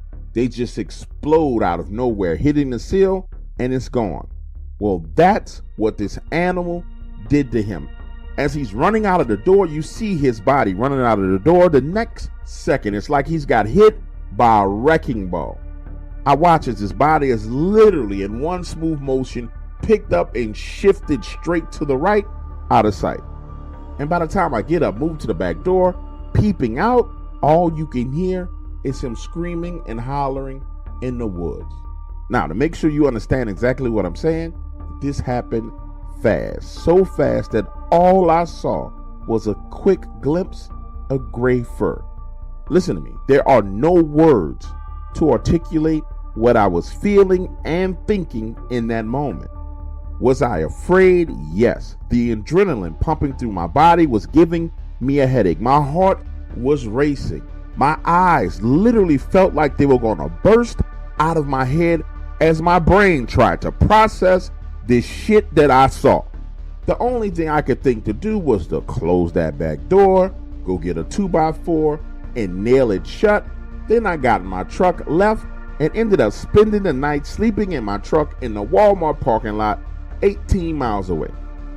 Listen to this. The next morning when I get back home, all I find is his shoe. Understand, I'm still scared out of my mind, so I call my oldest son and I literally beg him just to come over and sit with me. I couldn't tell him what I saw over the phone because he would think I had lost my mind. But my child hangs up the phone in my face. At that point in time, I told myself the only thing you can do is try and get back to normal. But I just couldn't shake it. Something took this man. For the next 14 days, I did not leave my house at night, and when I moved around in the daytime, I was completely paranoid, checking doors, looking through windows, but absolutely nothing happened. So finally, I'm comfortable, and I'm trying to get back to normal, and I tell myself, listen, you gotta get back to your routine. Let's get out here, turn this smoke on, start cooking these chickens for the week. And I go right back to doing what I had been doing before. The only difference is instead of leaving a half of a chicken in the wood line, I left a full chicken in that wood line. Now, when I tell you what happened next, I will never, ever forget. I mean it. On my desk bed, this will probably be my last memory. I had just closed the smoker, turned around, and see this skinny wolf standing on two legs next to a tree watching me. I started to get the feeling that it wanted me to see it, like it was revealing itself to me, because it stood there for a solid 2.5 minutes just looking. Now talk about being shocked, surprised, and amazed. It was standing on two legs. But then somehow it takes 2 steps backwards into the shade of the trees and disappears. Now to be clear with you, this wolf was great. I still should have been able to see it, but it was there and then it was gone. But in that 2 minutes, I realized something. That wolf had made a conscious decision, not only to show itself to me, but to protect me. And instantly, all the fear and anxiety just drained away. The following weekend, I'm out there smoking chickens again. I'm expecting to see it, right? Head on over there, put the chicken in the wood line, head back to the smoker, get it started, smoke the rest of the chickens. Head inside. I turn around looking, but it's not there. Head inside, get a glass of water, come back out, Walk back over to the area, and that chicken's gone. Now listen to me when I tell you this. I have not seen it since, but you can still feel them watching you. But not in like this creepy, paranoid, stalking kind of way.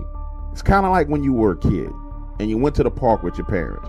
You may have ran 20, 30, 40, 50 yards away from them. You're not even paying attention to your parents. But you just know, you can feel them watching you. Now, as I move around my property, it's a lot like that. I know it's watching over me.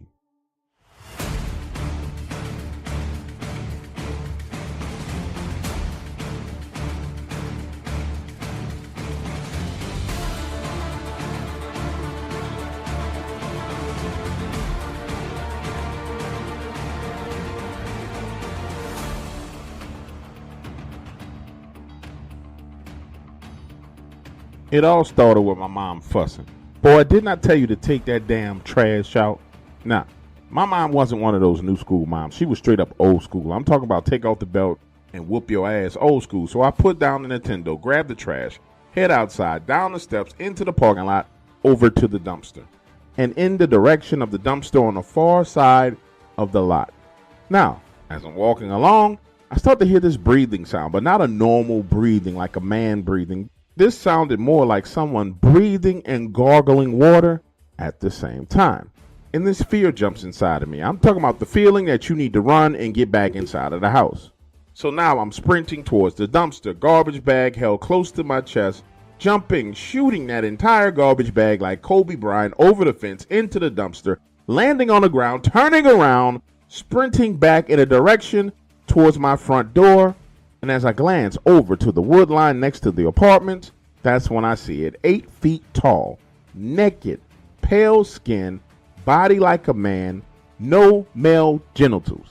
And the most insane thing about what I saw was that this creature had a head that was enormous.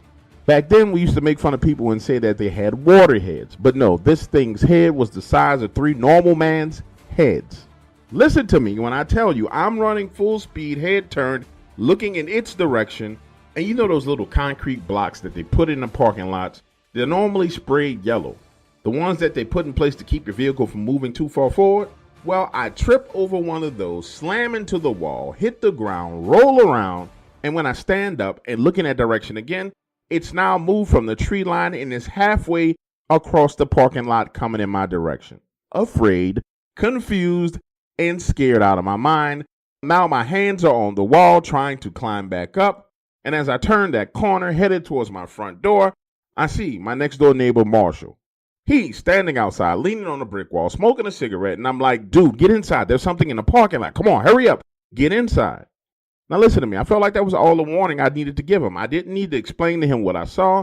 From that point in time, I dart into the apartment, close and lock the door, and head directly to my room. A few moments later, I hear glass shattering, and I hear Marshall outside screaming. Again, my mother is saying, boy, go outside and see what the hell is going on out there. But I already had some kind of idea of what was going on outside. And I wasn't opening that front door under any circumstances. Now, tiptoeing over to the front window, moving the blinds, looking out, I see Marshall standing there with a bat in his hand, eyes wide open, and he looks like he just saw a ghost. He sees me looking at him through the window, signals for me to come outside, and I begin to move my head right to left, saying, no, not coming out there. That's not going to happen. Again, he signals for me to come outside. And this time I mouth to him, no, I know what's out there. I'm not coming outside. Finally, now he's screaming at me saying, hey man, come outside. You need to see this. So timidly, I walk out of the front door. And as I approach, he starts to explain to me what happened. You see, when I went inside the house, that 8-foot tall thing turned the corner right behind me. Scared the hell out of him. So he goes to his car, grabs his bat off the back seat, and takes a swing at it.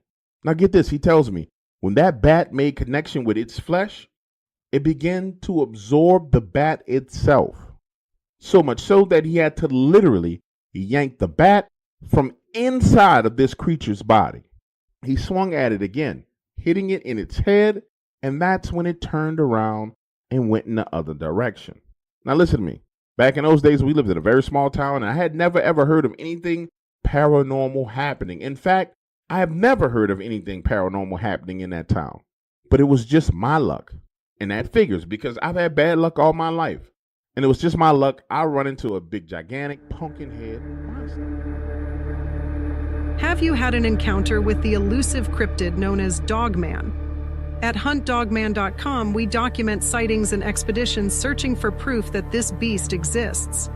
Share your story and listen to chilling Dogman accounts from others who have glimpsed the creature.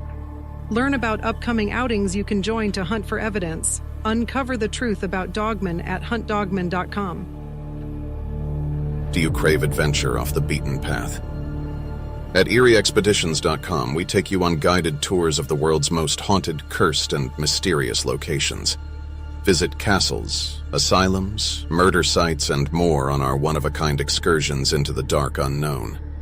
Meet expert guides and use state-of-the-art equipment to hunt for paranormal activity. Voyage into the eerie and macabre at erieexpeditions.com. The journey begins now. IamDarkwaters.com. Enter the realm of the paranormal and unknown if you dare. Here, the chilling true stories told in Dark Water's own gripping voice will keep you up at night. Tales of shadowy figures, strange creatures, and disturbing entities that lurk in darkness. Become a member for exclusive access to the full archive. Visit IamDarkwaters.com and remember to leave the light on.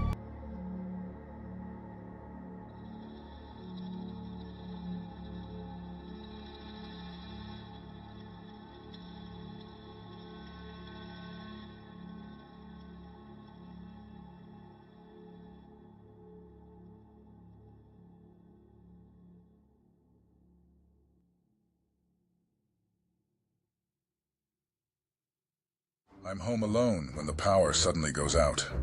I light some candles, but quickly blow them out when I hear a chilling laugh echo through the darkness. Heavy footsteps grow closer as I scramble to hide. A hulking figure looms in the doorway, eyes glowing red.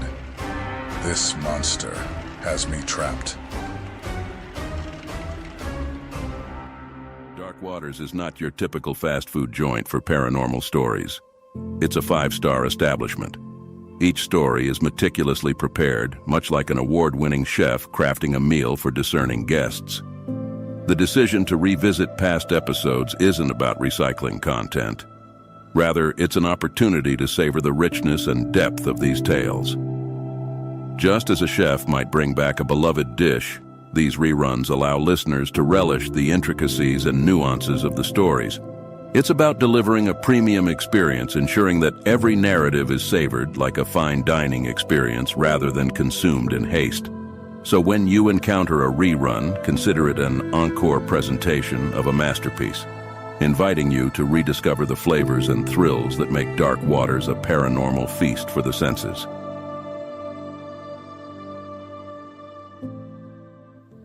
The Dark Waters channel is for entertainment purposes only. Although information in these stories can be traced back to relevant and true sources, Dark Waters strongly discourages its viewers, listeners, and subscribers from visiting the site of incidents and encounters discussed or revealed on the show.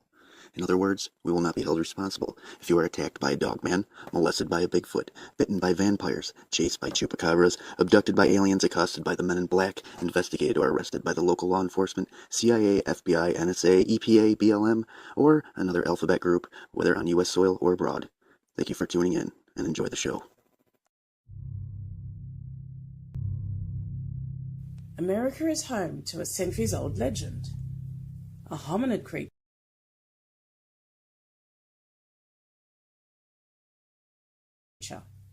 known by many names: Sasquatch, Yeti, the Woodsman, and the most popular name of all, Bigfoot. Tonight, on the Dark Waters channel, we travel into the world of Bigfoot, where Bigfoot truth seekers combine forces to share stories and encounters from around the world. Tonight, we proudly present the Bigfoot Bonanza.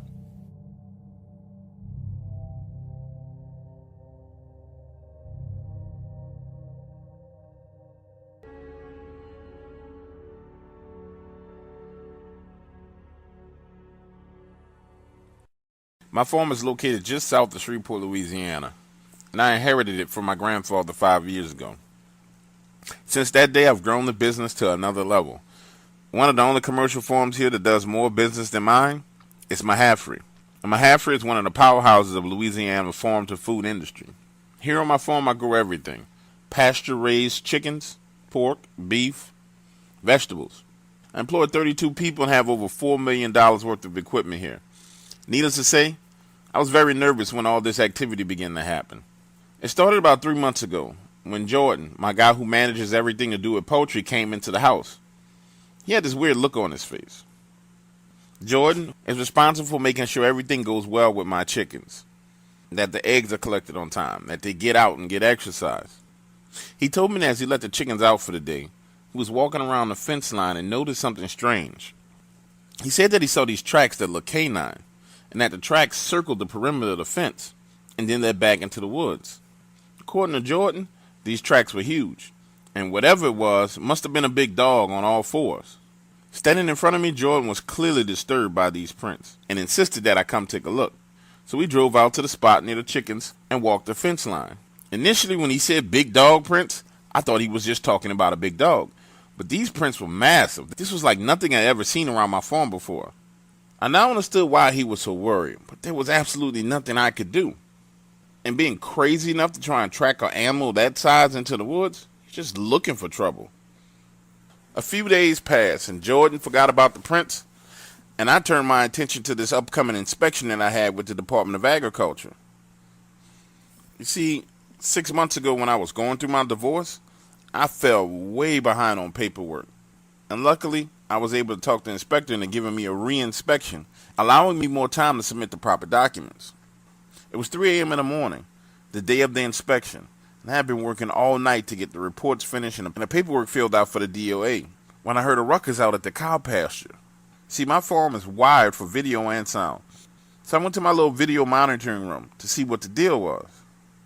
What I saw on that camera I couldn't believe. My cattle were all herded up against the western fence line, 300 of them, huddled together in fear. And at the eastern side of the fence was some kind of creature. Its eyes glistened this green color on the camera, and it was huge. This thing was moving in and out of the view of the camera as it would back up to the wood line and then charge the fence. Based on this thing's size, it could have easily jumped over the fence or even ran through it. But it was like it wanted to scare the cattle. It was toying with them. Trying to figure out what to do, I decided to grab my cell phone and to open up the video app that allowed me to monitor the cameras mobily. Then I went to my closet and I grabbed my shotgun. This creature, whatever it was too big to confront. But I figured if I just went out back and fired a few rounds into the air, it would leave like any other animal would. Boy, was I wrong. I stepped out of the back door with my shotgun, pointed into the air, and fired while I was looking at the camera. This thing stopped, turned its head in the direction of the gunfire, then it starts heading in my direction. Only then did I get a full look at this thing as it jumped the fence and ran through the cow pasture coming straight towards me. I don't know if you ever seen that movie Underworld, when those creatures are running on all fours. That's exactly what I saw. It was unreal. I rushed back into the house, locking the door and headed into my office. It was now 3:35 a.m., and I would only be alone for another 10 minutes. The morning crew of workers, including Jordan, would be pulling up any minute. As I sat there with my shotgun, I watched this thing circle the house, sniffing, and somehow it pinpointed the very room that I was in. That's when I heard the scratching and banging on the walls. I can't express to you how terrified I was. For the next 9 minutes, all I thought about was that I was going to die. This creature was going to break down the wall and eat me. I looked at the camera as this thing on all fours kept banging against the wall with its shoulders over and over and over again. And the scratching. Oh my God, it was something out of a nightmare. Looking back on it all now, this thing had to be trying to intimidate or scare me. Because it didn't make sense. If it wanted into the house, it could have just ran through one of the glass doors or broken down the front door. It seemed like it was forever, but finally my watch beat 3:45, and I could hear the trucks begin to pull in the parking lot out front. Jordan and his crew were always the first there in the morning. I watched on camera as this thing looked directly at the light of the trucks. Then with speed and agility unlike anything I'd ever seen before, it ran off towards the back of the farm. Jordan and his men were walking around the side of the house when I came out the back door. My face must have given it all away, because Jordan's first question was, "Did you see it?" All I could do was nod my head yes. That's when he told me about the Dogman, and how it had been seen all over the United States, especially in Louisiana. Jordan had me listen to several shows, and that's how I found you. We've been using the powder that you guys recommended, and have gone as far as to maintain a perimeter around our farm with it. I haven't seen this creature since we made the changes. However, I'm starting to hear rumors that other farms in the area are having similar problems, except for they've lost chickens and cattle. I'm even hearing about more than one of these things appearing at the same time. I hope this is my one and only time ever seeing Dogman.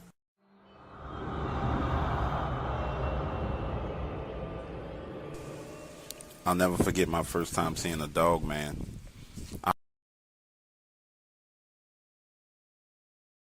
To Black Southern Baptist, and I can never forget that day. It was at a revival service. Back in those days, Christian revivals were held outdoors, inside tents.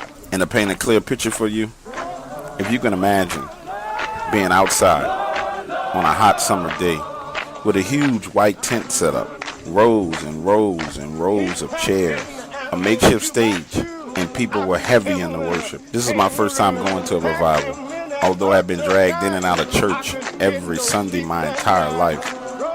I thought it was interesting. The way people worship out of the church was completely different than the way they worshiped in church. It was much more intense.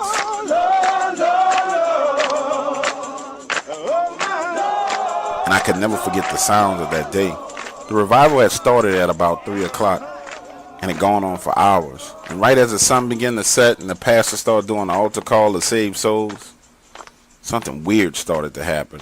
From my position on the right-hand side of the back row, I started to hear the strange sound coming from the woods, but I wasn't sure what it was. You could hear it faintly, just above the sound of the singing. Then as the singing and the clapping stopped, I could hear it clearer. Something was growling, and growling loudly. Initially, I thought I was hearing things until my grandmother started looking in the same direction as the sound. Then others in the congregation began to look that way too. And out from the wood line stepped something I had never seen before and hoped to never see again. This thing was massive, 9 feet tall, with the huge head of a wolf. Its fur was black, jet black, and its upper body had more muscles than anything I had ever seen. It just stood there, showing his teeth and growling. The people in the congregation finally caught on to it and began to run. The pastor grabbed his Bible and began to pray, repeatedly saying, "Get ye behind me, Satan. Get ye behind me, Satan."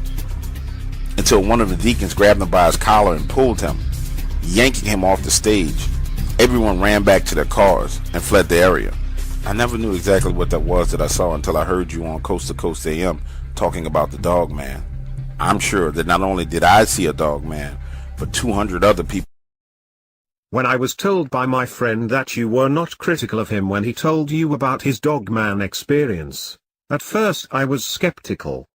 However, after speaking with you I realized that you are the real deal. This encounter I'm going to share with you can be verified by my 19-year-old son.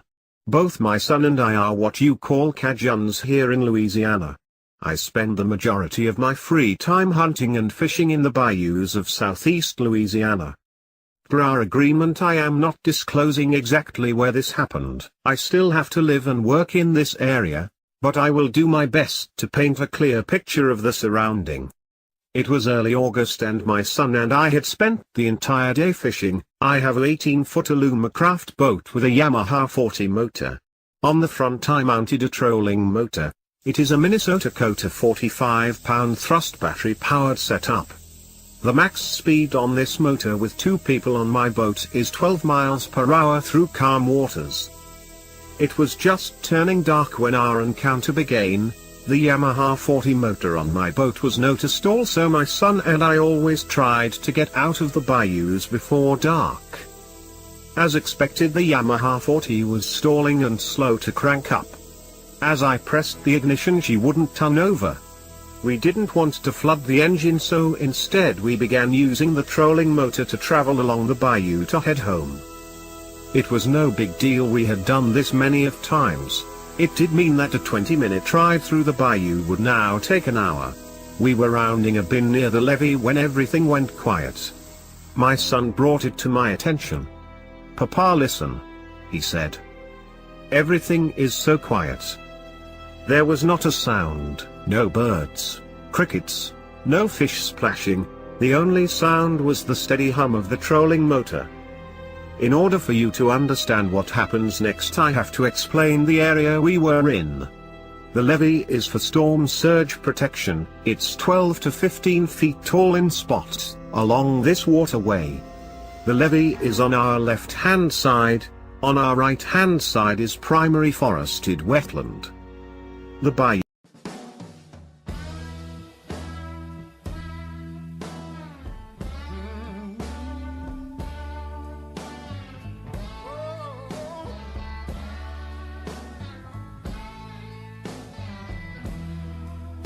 Today I got a call. My baby's coming home.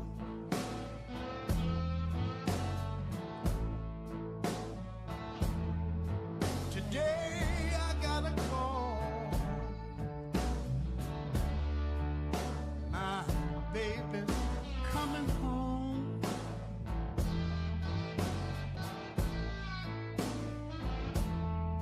She didn't say when, she didn't say when,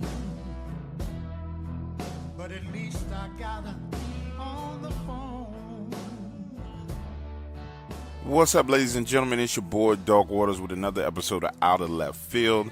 And for those of you who are new to the Dog Waters channel, to explain to you what Out of Left Field is, it is a storytelling format that I came up with that's real free flowing. It's very free flowing. It's not like the highly produced stories with the music and the sound. Well, it has music, but it doesn't have all the background sounds and everything else. It's essentially the same thing as when I do a radio interview. The same concept. It's just me telling you guys a story, not live, but as close to live as possible, right? So it's one of the fan favorites. Hadn't done one of them in a while. And just so you'll know, the reason why I end up doing these is because there's time periods where I go through, like call after call after call after call from people. And if you don't know the way the stories, there's two ways stories appear on the Dog Waters channel. One is these are stories that my friends tell me that are very close friends of mine. And then there's other stories that are kind of submitted verbally to me through members of the Dog Waters family, where they call my phone number and I talk to them over time.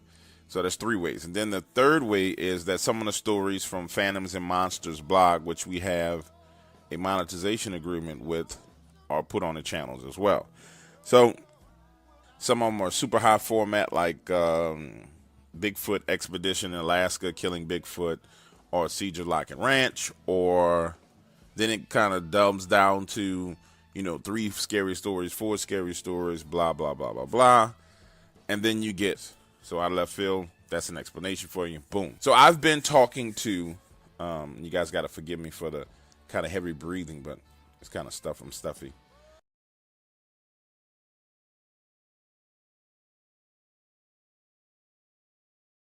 I've been talking to a number of people, and I had a couple of encounters that I think are just insane. Right?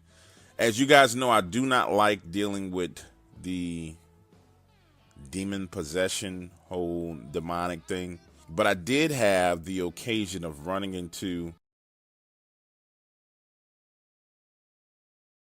a young lady who I grew up with. She was older than me. She's definitely older than me. I think she's 4 years older than me, maybe 5.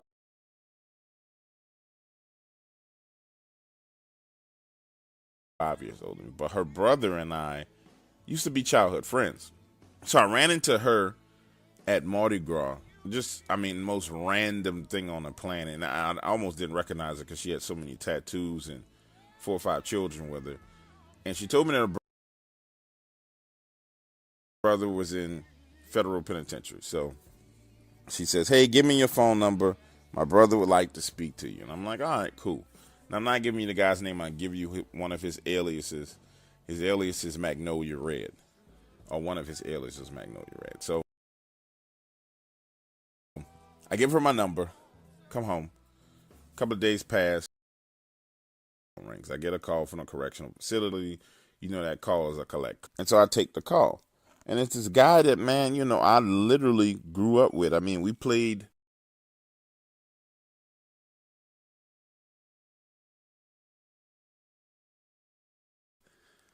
football in the lot across the street from my house.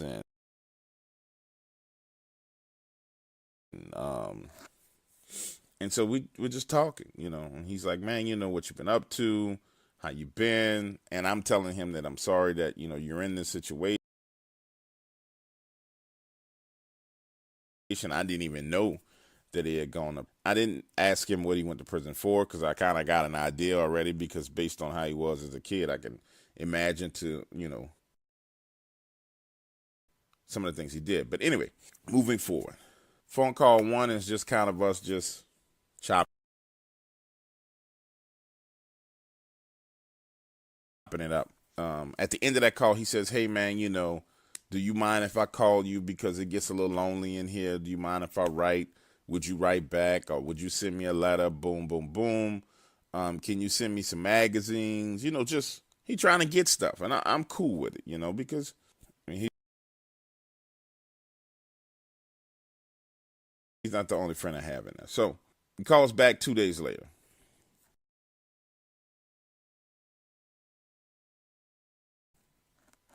And he's really interested. So I tell him about, you know, the Dark Waters channel. I tell him about my real estate investing. I tell him about, you know, a couple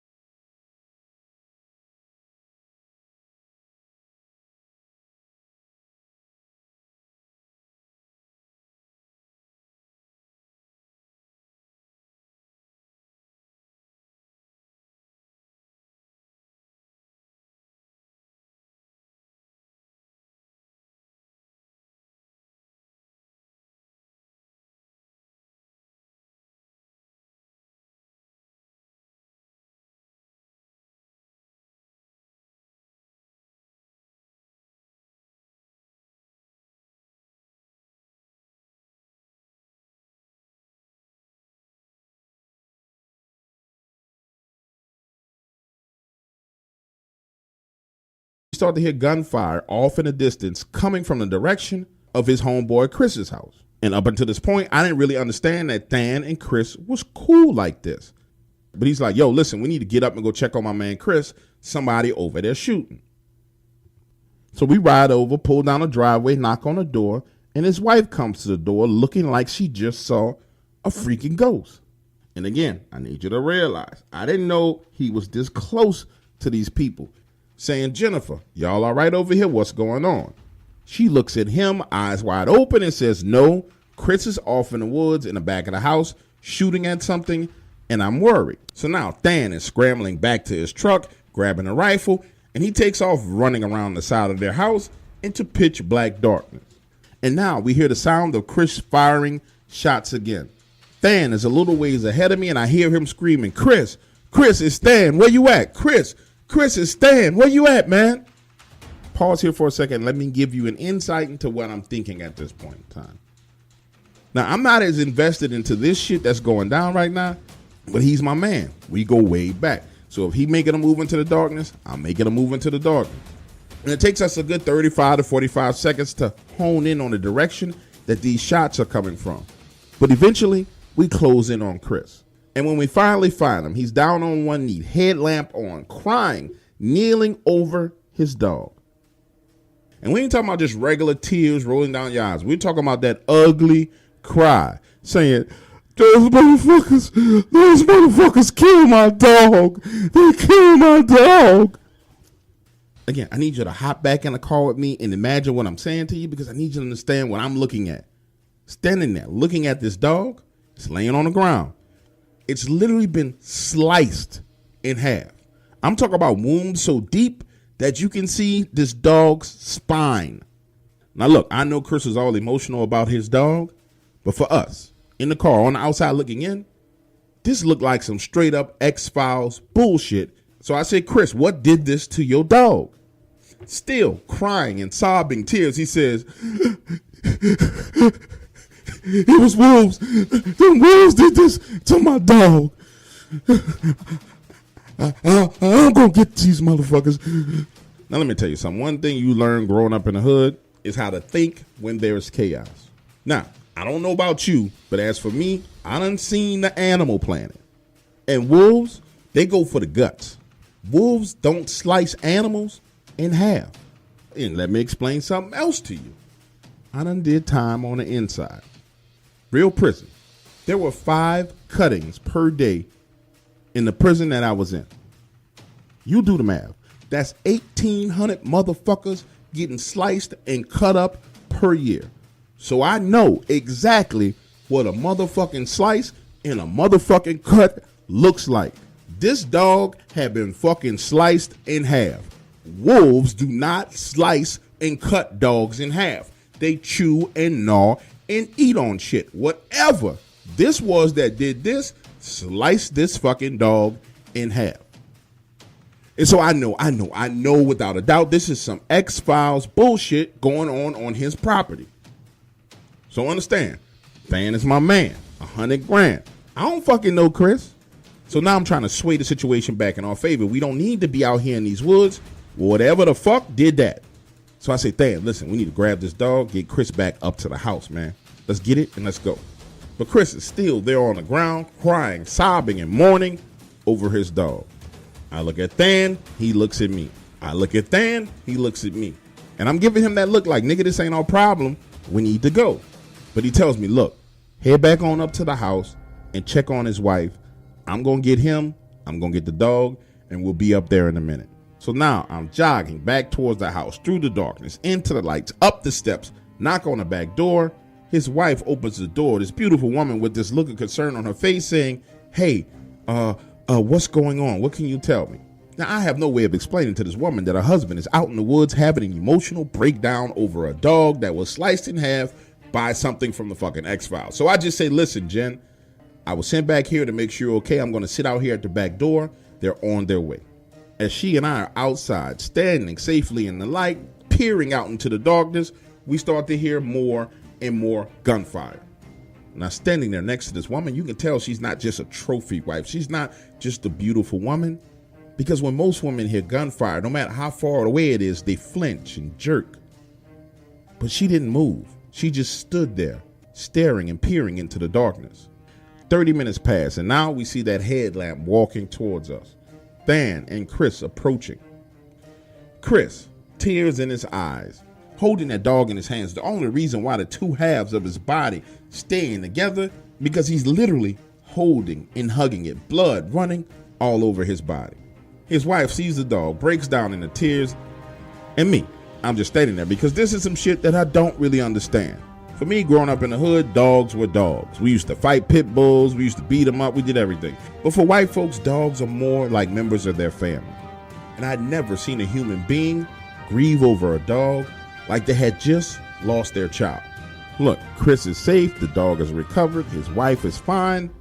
I'm thinking that we finna roll the fuck out, right? But no. Than starts to help Chris dig a hole in the yard to bury the dog. And then he forces me to stand there with them as they say a prayer over the dog. Then, and only then, do we get in the truck and head back home.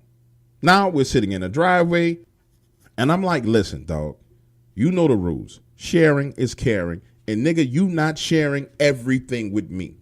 You gonna have to explain some shit to me because a lot of this shit that's happening right now don't make sense to me. He looks at me with attitude. It's like, well, nigga, what you talking about? What you want me to share? The man just told you that some fucking wolves attacked his dog. I don't know what you want me to explain to you. Now, listen to me. You got to understand something about my man, Than. He's a master at playing mind games. And the only way to break through the mind games that he plays at times is to be purely aggressive. So I tell him, nigga, you got us running around in the woods like Scully and fucking Mulder on some X-Files bullshit for a motherfucking neighbor that you don't really know? You must think I'm boo-boo the fucking fool. It's some shit you not telling me, Than, and I need you to fucking tell me why the fuck we was in the middle of the woods with that white boy and we don't fucking know him. Leaning on the armrest, he shifts his body to the driver's side door and says, man, my bad. I forgot who I'm talking to, homie. Chris is our connect. Huh? Yeah, he's our connect.